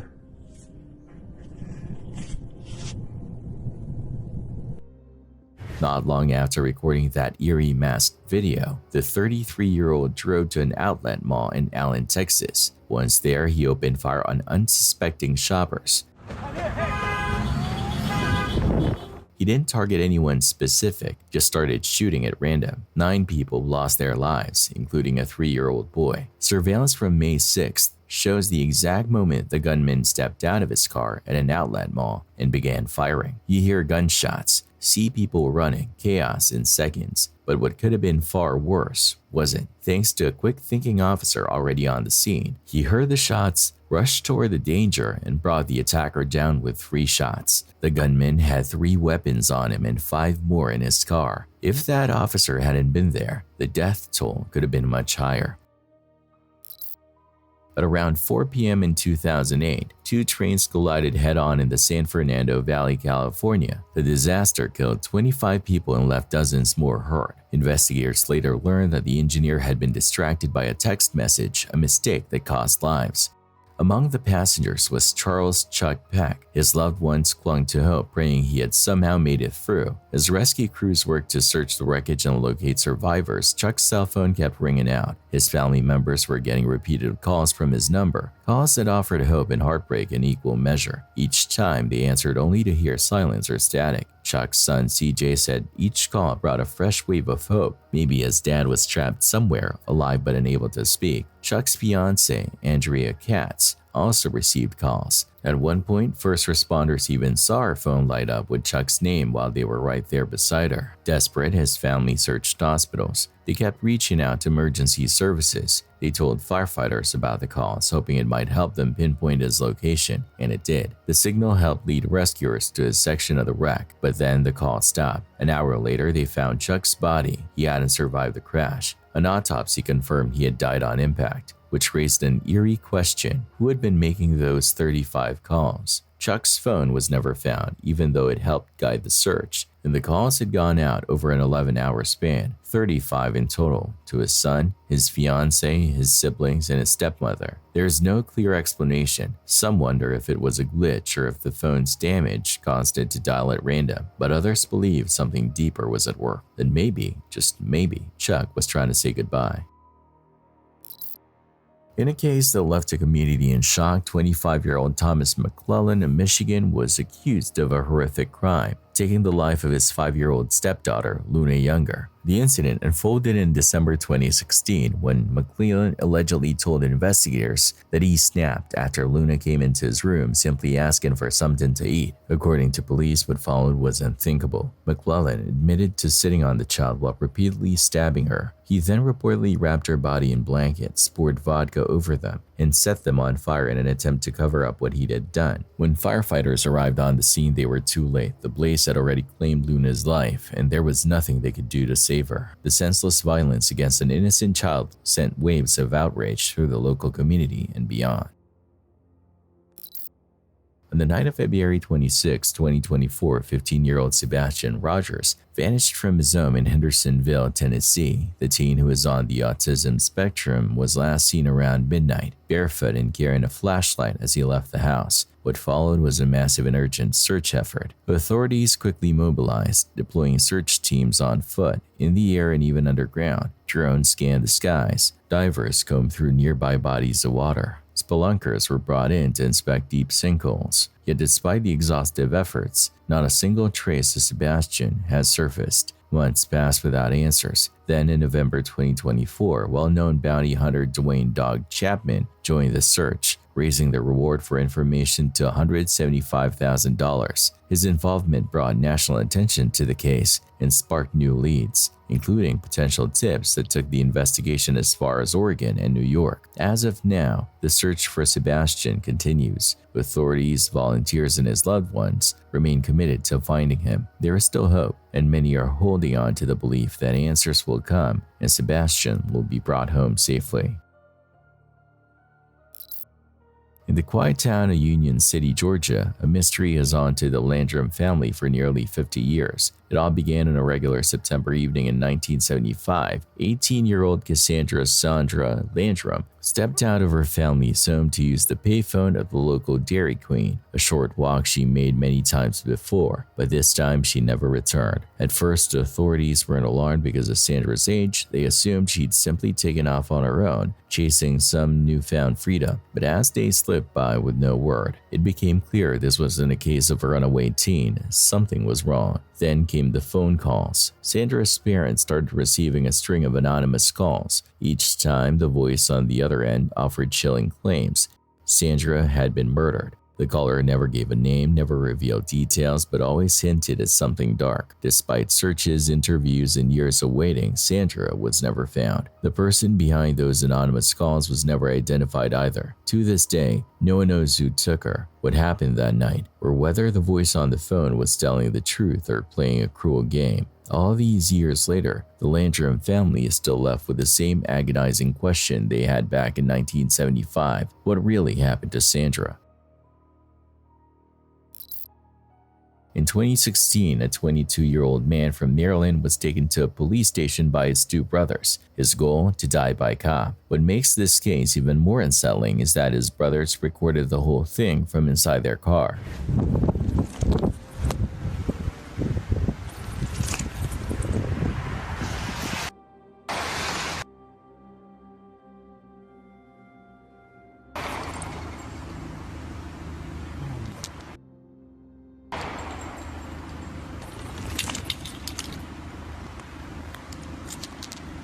Dog. Mike Riley, young. Mike Riley, dog.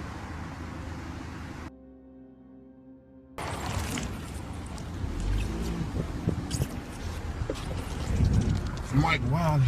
Oh no. Mike Wiley, Slim.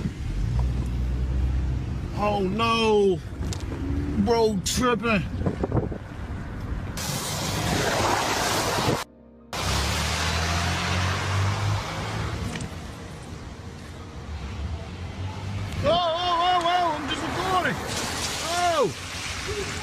Oh! You trying to bust me?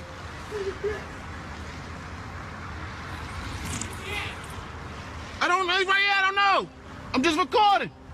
In the footage, you can hear gunshots as the man fires his weapon, though it seems he never meant to hit anyone. Tragically, he ended up killing a Prince George's County officer, something he later claimed was an accident. Earlier that same day, he had tried to take his own life and was struggling with mental illness. He didn't know his brothers were filming. He survived his injuries but was later sentenced to 165 years in prison.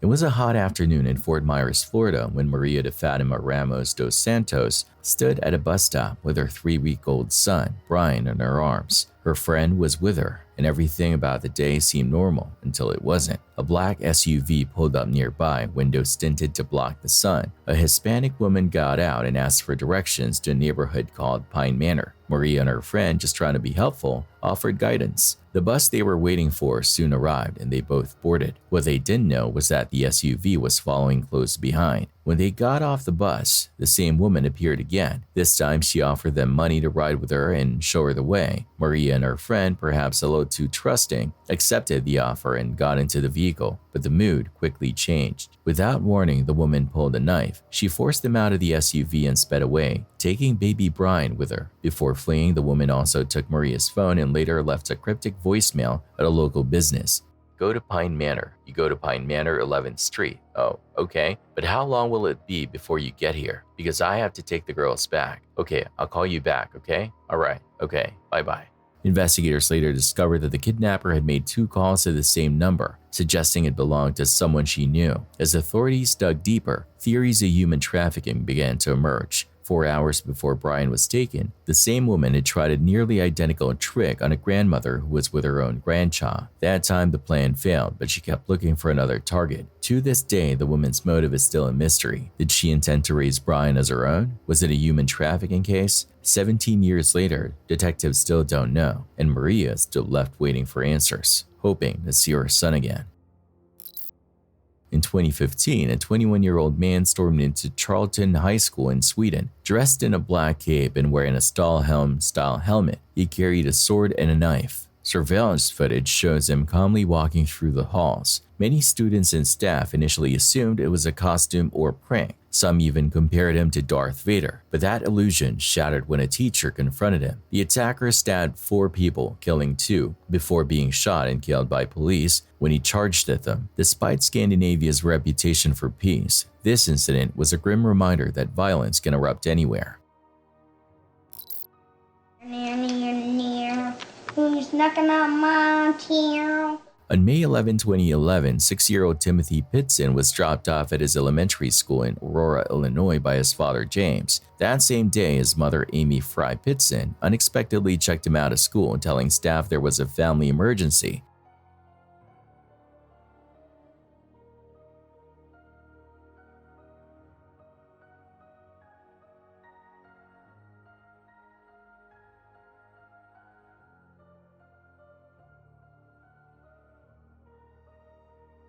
Instead of going home, Amy took Timothy on a spontaneous 3-day getaway. The two visited the Brookfield Zoo and spent time at water parks in Gurnee and the Wisconsin Dells. Surveillance footage from May 12 captured them happily checking out of the Kalahari Resort, but from that point on, Timothy was never seen again.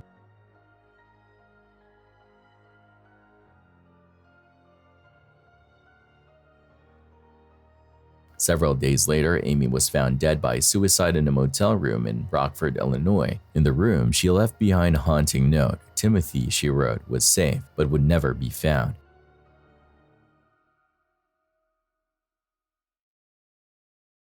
Investigators discovered traces of Timothy's blood in Amy's scar, but some of the samples were consistent with a past nosebleed. Her phone was later recovered along Route 78, though it revealed nothing new. Over the years, there have been scattered reports of possible sightings. In 2019, a teenager in Kentucky claimed to be Timothy, offering a brief glimmer of hope, but DNA testing quickly proved the claim false. On what would have been Timothy's 17th birthday in 2021, the National Center for Missing and Exploited Children released an age-progressed image in hopes of generating new leads. But as of March 2025, his fate remains unknown. His father still holds out hope, believing that Amy may have handed Timothy off to someone she trusted before taking her own life. The case remains open, with authorities continuing to follow any and all leads.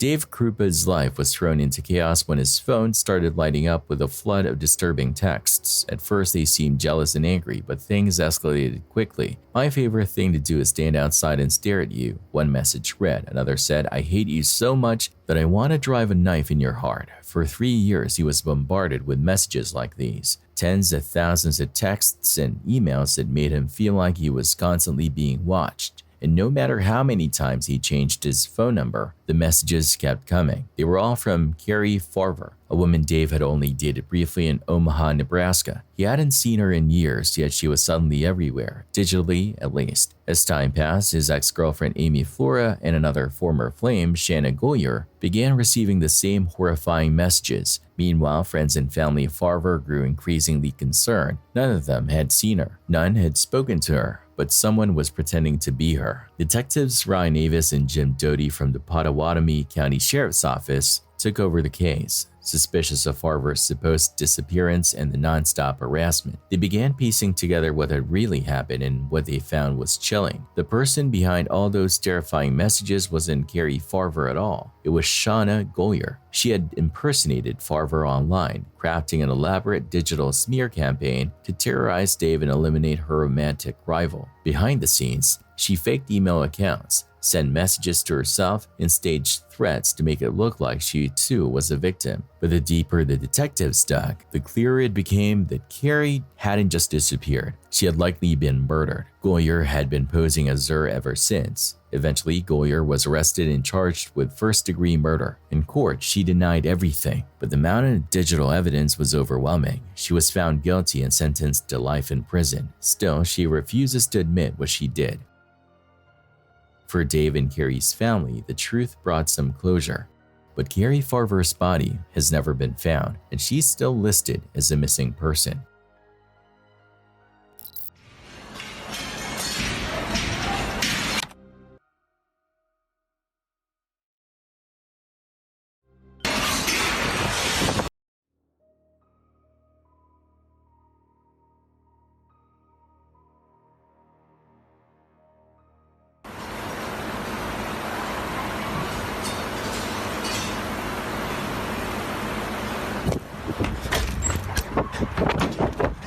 Guys, run! Go! He's coming out this door!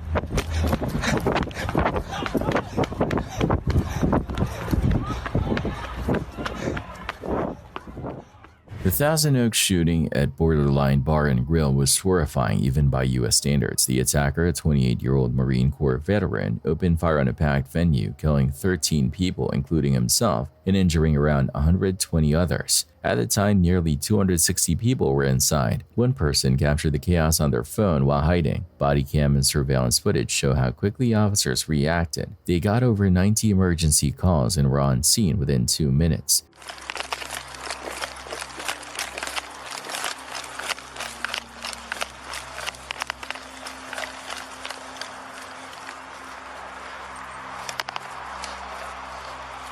That's it right there.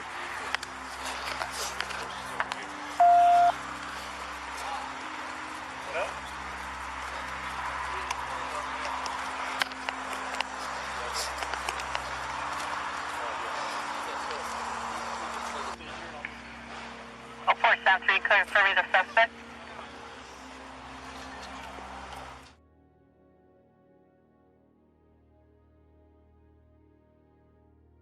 That entrance. We have shots at the south entrance.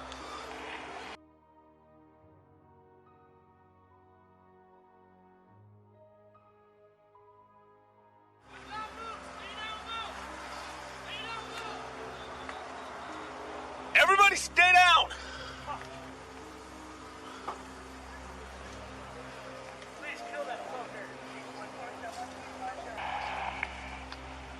Advising no movement to the rear of the building. All right, moving up.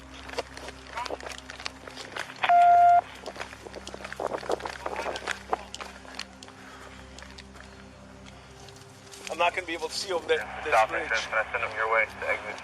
While officers worked to manage the chaos outside, the shooter had locked himself in an office inside the bar, still actively firing and tossing smoke grenades. Body cam footage captures the tense moments as heavily armed police take up positions just outside, while gunfire continues to ring out from within. The shooter unleashed over 60 rounds. Officers tried to keep people calm as they fled the building, but many were hurt, and several still had friends or loved ones trapped inside. Is anybody hurt? No, we're getting Joe? Okay. All right, this way. Right here. Keep your hands up where everybody can see them. One of the first officers to enter the bar was shot several times. Some of those shots came from fellow officers. About 20 minutes into the chaos, the gunman turned the weapon on himself. Investigators later learned that his motive was rooted in hate, specifically towards civilians, especially college students.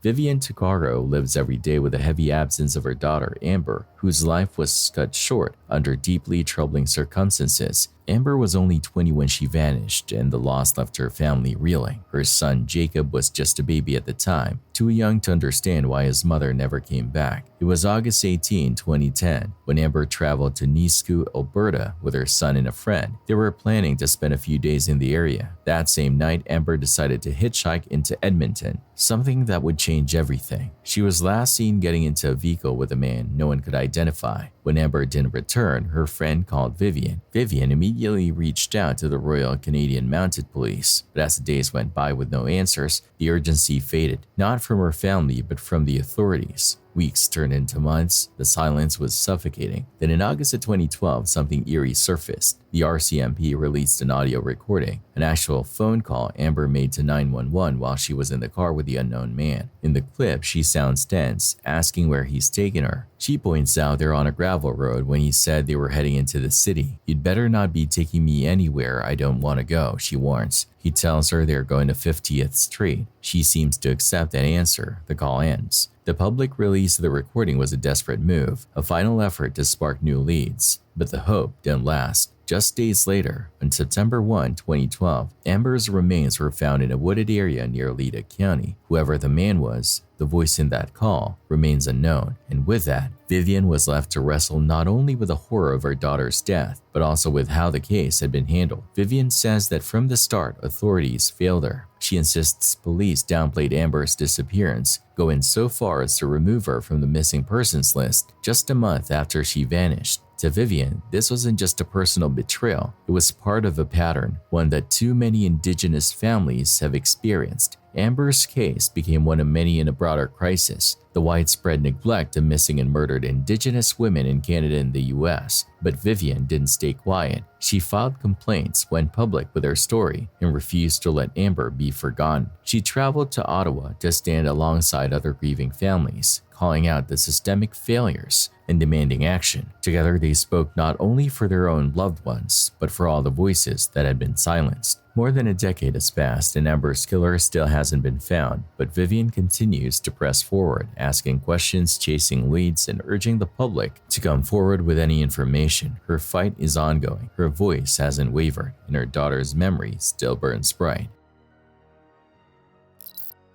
In 2016, a 29-year-old American who had pledged loyalty to ISIS carried out the Pulse nightclub massacre in Orlando. 49 people were killed and 53 were injured. Cell phone and body cam videos show him first walking up to the entrance, calmly paying the cover charge and showing his ID.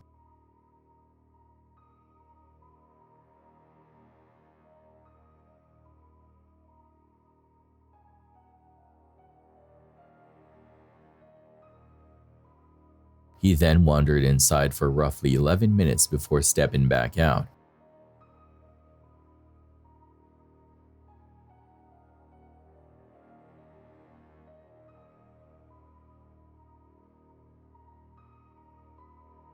The footage next captures him pulling his van to the front of the club.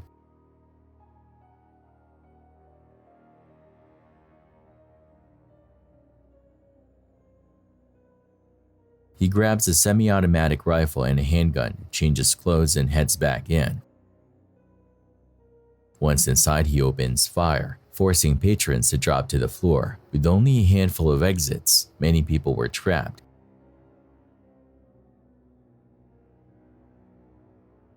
Security cameras later showed him pacing through the rooms, reloading several times and shooting at anyone who moved, even those already down.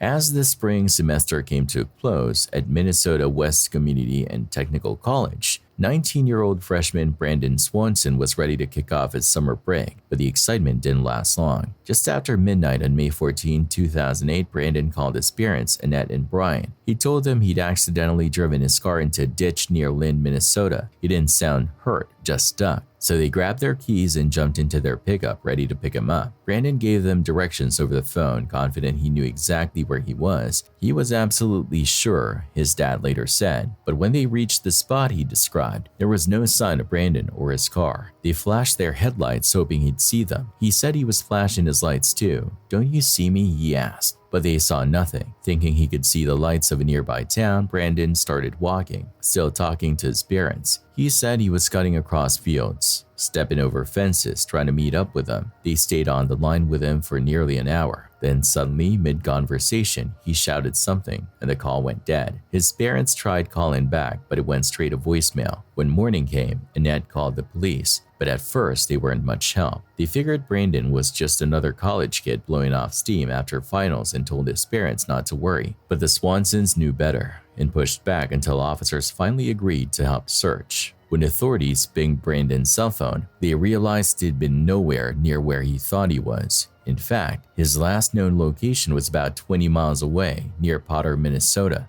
A search team combed the area. Eventually, they found his car, but no sign of Brandon. His phone, his keys, his body, none of it was ever found. It was as if he vanished into thin air. His parents didn't stop looking. Their fight led to the creation of Brandon's Law in 2009, which requires police to take missing person reports seriously, no matter the person's age. To this day, no one knows what happened to Brandon. Some believe he may have fallen into the Yellow Medicine River and drowned. Others think foul play could be involved. But until more answers come to light, Brandon's story remains one of Minnesota's most haunting unsolved cases.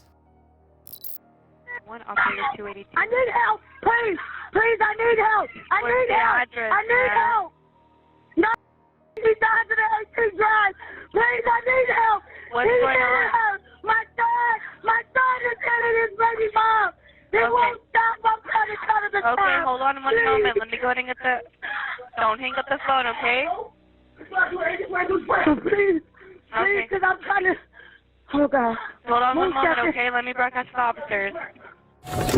The morning of May 3rd, 2025, LAPD officers responded to a domestic violence call in South Los Angeles. The report said a man, 26-year-old Shamar Bennett, was inside a home with a gun. As police arrived, they heard screams from inside. Hey,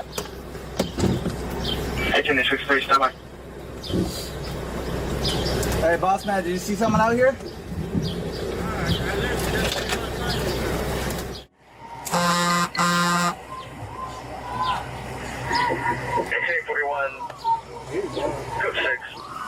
East 118th Street. 41 is requesting. Yeah.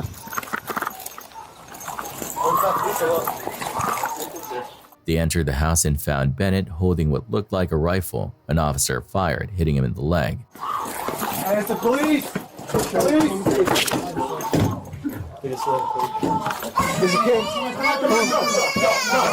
Go. Hey!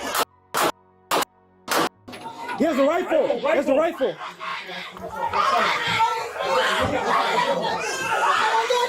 Come on! Don't reach for it! Don't reach for it! What's that piece of wood? You have two. Hey, it's the police! Police! Take it slow. Take it slow and cool. Come on, go! Hey! Rifle! Back up to your left. Perfect. Point. Keep giving him commands. Keep coming up, man. Keep coming up. Oh, shoot me, bro. Keep crawling, dude. Shoot me! Just crawl, dude. You had me crawling on the ground when you shot my leg, Keep crawling this dude. way, bro. That's the best way to do things, bro. That was a good shot, though. Just crawl this way, bro. That was a good shot. I'll go hands on. Keep point and to arrest. Raj. Just keep going, brother. Just keep going. Keep coming, bro. Come on. This is close enough. Thank you. The rest of the house, we want to get them all out of Yeah, so we'll drag them. You keep And the parking holds and all that. I don't. Somebody got on Comfortable with that? it. I let that dog get a tattoo. What the fuck? Here you go. Bro, are you serious? Let's wait till we get him. What the fuck, man? Bro, I'm sorry. Chill out. Y'all just did all that just to fuck me up? The fuck? The gun is fake. All right. Man, off, man. 4 people were safely removed from the house. Bennett was arrested and taken to the hospital. He's now facing charges for injuring a partner. The weapon he had wasn't a real firearm. It was a CO2-powered AR-style pistol capable of shooting metal BBs. Thankfully, no officers or other bystanders were hurt.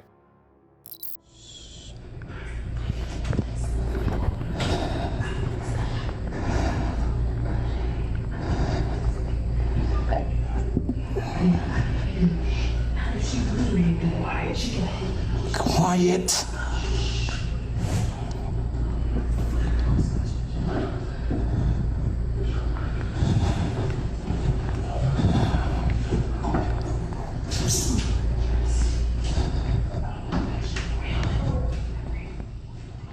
A security officer was stationed outside the nightclub and had a handgun, but he knew it wouldn't stand a chance against the attacker's rifle. Instead of confronting him, he called for backup. By the time officers arrived, the shooter had locked himself inside a bathroom. During that time, he also called the police and made several statements showing support for terrorism.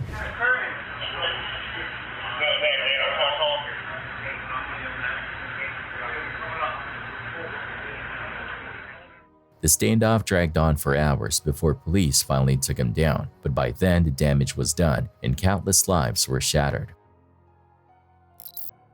On March 4, 2025, Serbia's parliament erupted in absolute chaos. Lawmakers ignited smoke grenades, lit flares, and even hurled tear gas bombs inside the chamber. This dramatic breakdown comes amid growing unrest across the country, following a deadly roof collapse at a railway station in Novi Sad that claimed 15 lives. Public frustration has also been mounting over alleged government corruption and controversial new laws, especially after Prime Minister Milosevic stepped down in January. The violence in parliament left at least 3 MPs injured. One reportedly suffered a stroke during the mayhem. Clearly, Serbia is going through a period of serious instability. In 2013, a Navy veteran working at Hewlett-Packard, who had been struggling with serious mental health issues, entered the Washington Navy Yard with a shotgun and a handgun. Surveillance video shows him walking to the Naval Sea Systems Command building with a bag. Once inside, he pulls out the shotgun and starts moving through the offices.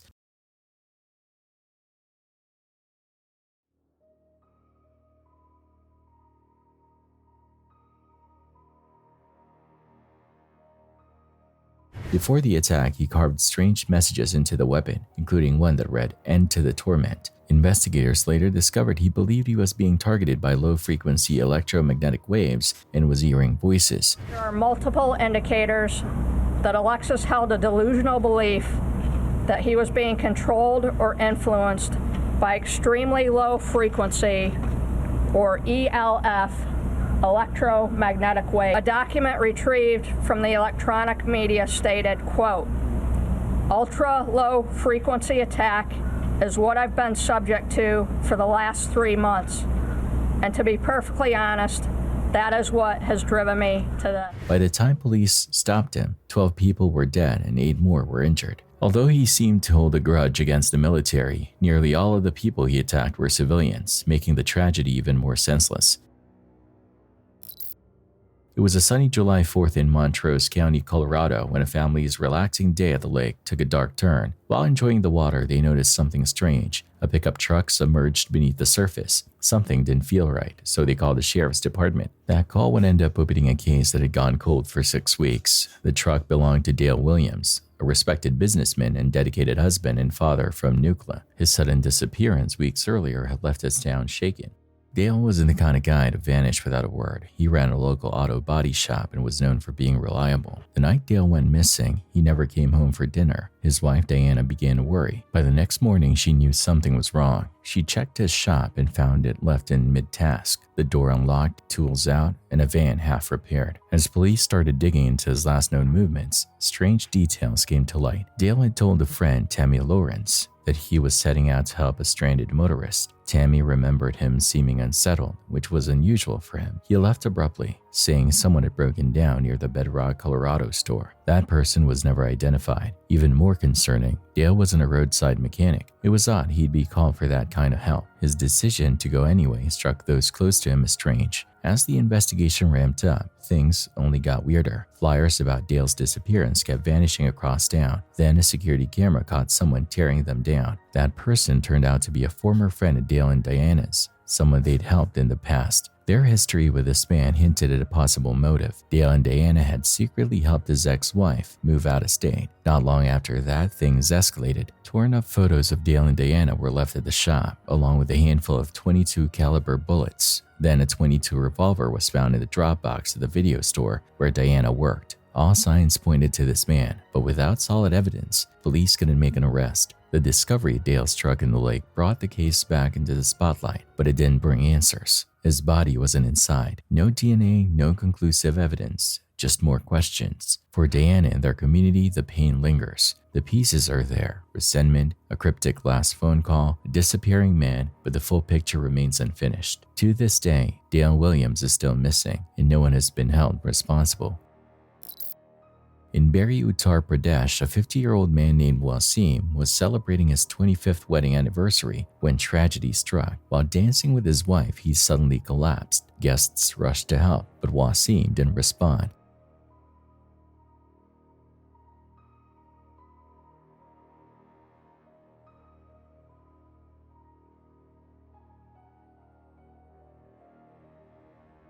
He was quickly taken to the hospital where doctors confirmed he had died of a heart attack. My heart goes out to all those affected. In 2021, a deadly shooting unfolded at Perm State University in Russia where an 18-year-old gunman opened fire, killing 6 people and injuring 47 more. Unlike many cases, the shooter survived and was taken into custody. Cell phone and surveillance footage captured him dressed in black, calmly crossing the university grounds with a 12-gauge pump-action shotgun in hand. Сука! Какой-то ёбнутый, блядь, стреляет. Твою мать! Не удар звонить, нет? Бля. News coverage revealed the chaos that followed, with students seen jumping from windows in a desperate attempt to flee. Although the university houses around 12,000 students, only about 3,000 were on campus at the time. Many students had no idea where the shooter was or how many attackers there were, which forced them to escape however they could, resulting in several injuries from falls during the panic. The suspect has been identified as a doctoral student at the University of North Carolina who's named Tai Lei Chi. The district attorney during this initial court appearance alleged that Chi walked in on campus, and opened fire, gunning down an associate professor in the Department of Applied Physical Sciences. That professor had been working on campus since 2019, identified as Sujia Yan. Among the 6 lives lost, 5 were young women and 1 was a man. One victim, a 66-year-old woman, was visiting campus with her grandson. At least 23 individuals suffered gunshot wounds. Though the gunman was ultimately sentenced to life in prison, investigators struggled to find a clear motive. He wasn't affiliated with extremist groups and was described as bright and cooperative, yet he admitted he simply harbored a deep hatred for people and wanted to kill. Thanks for watching. Stay vigilant, friends.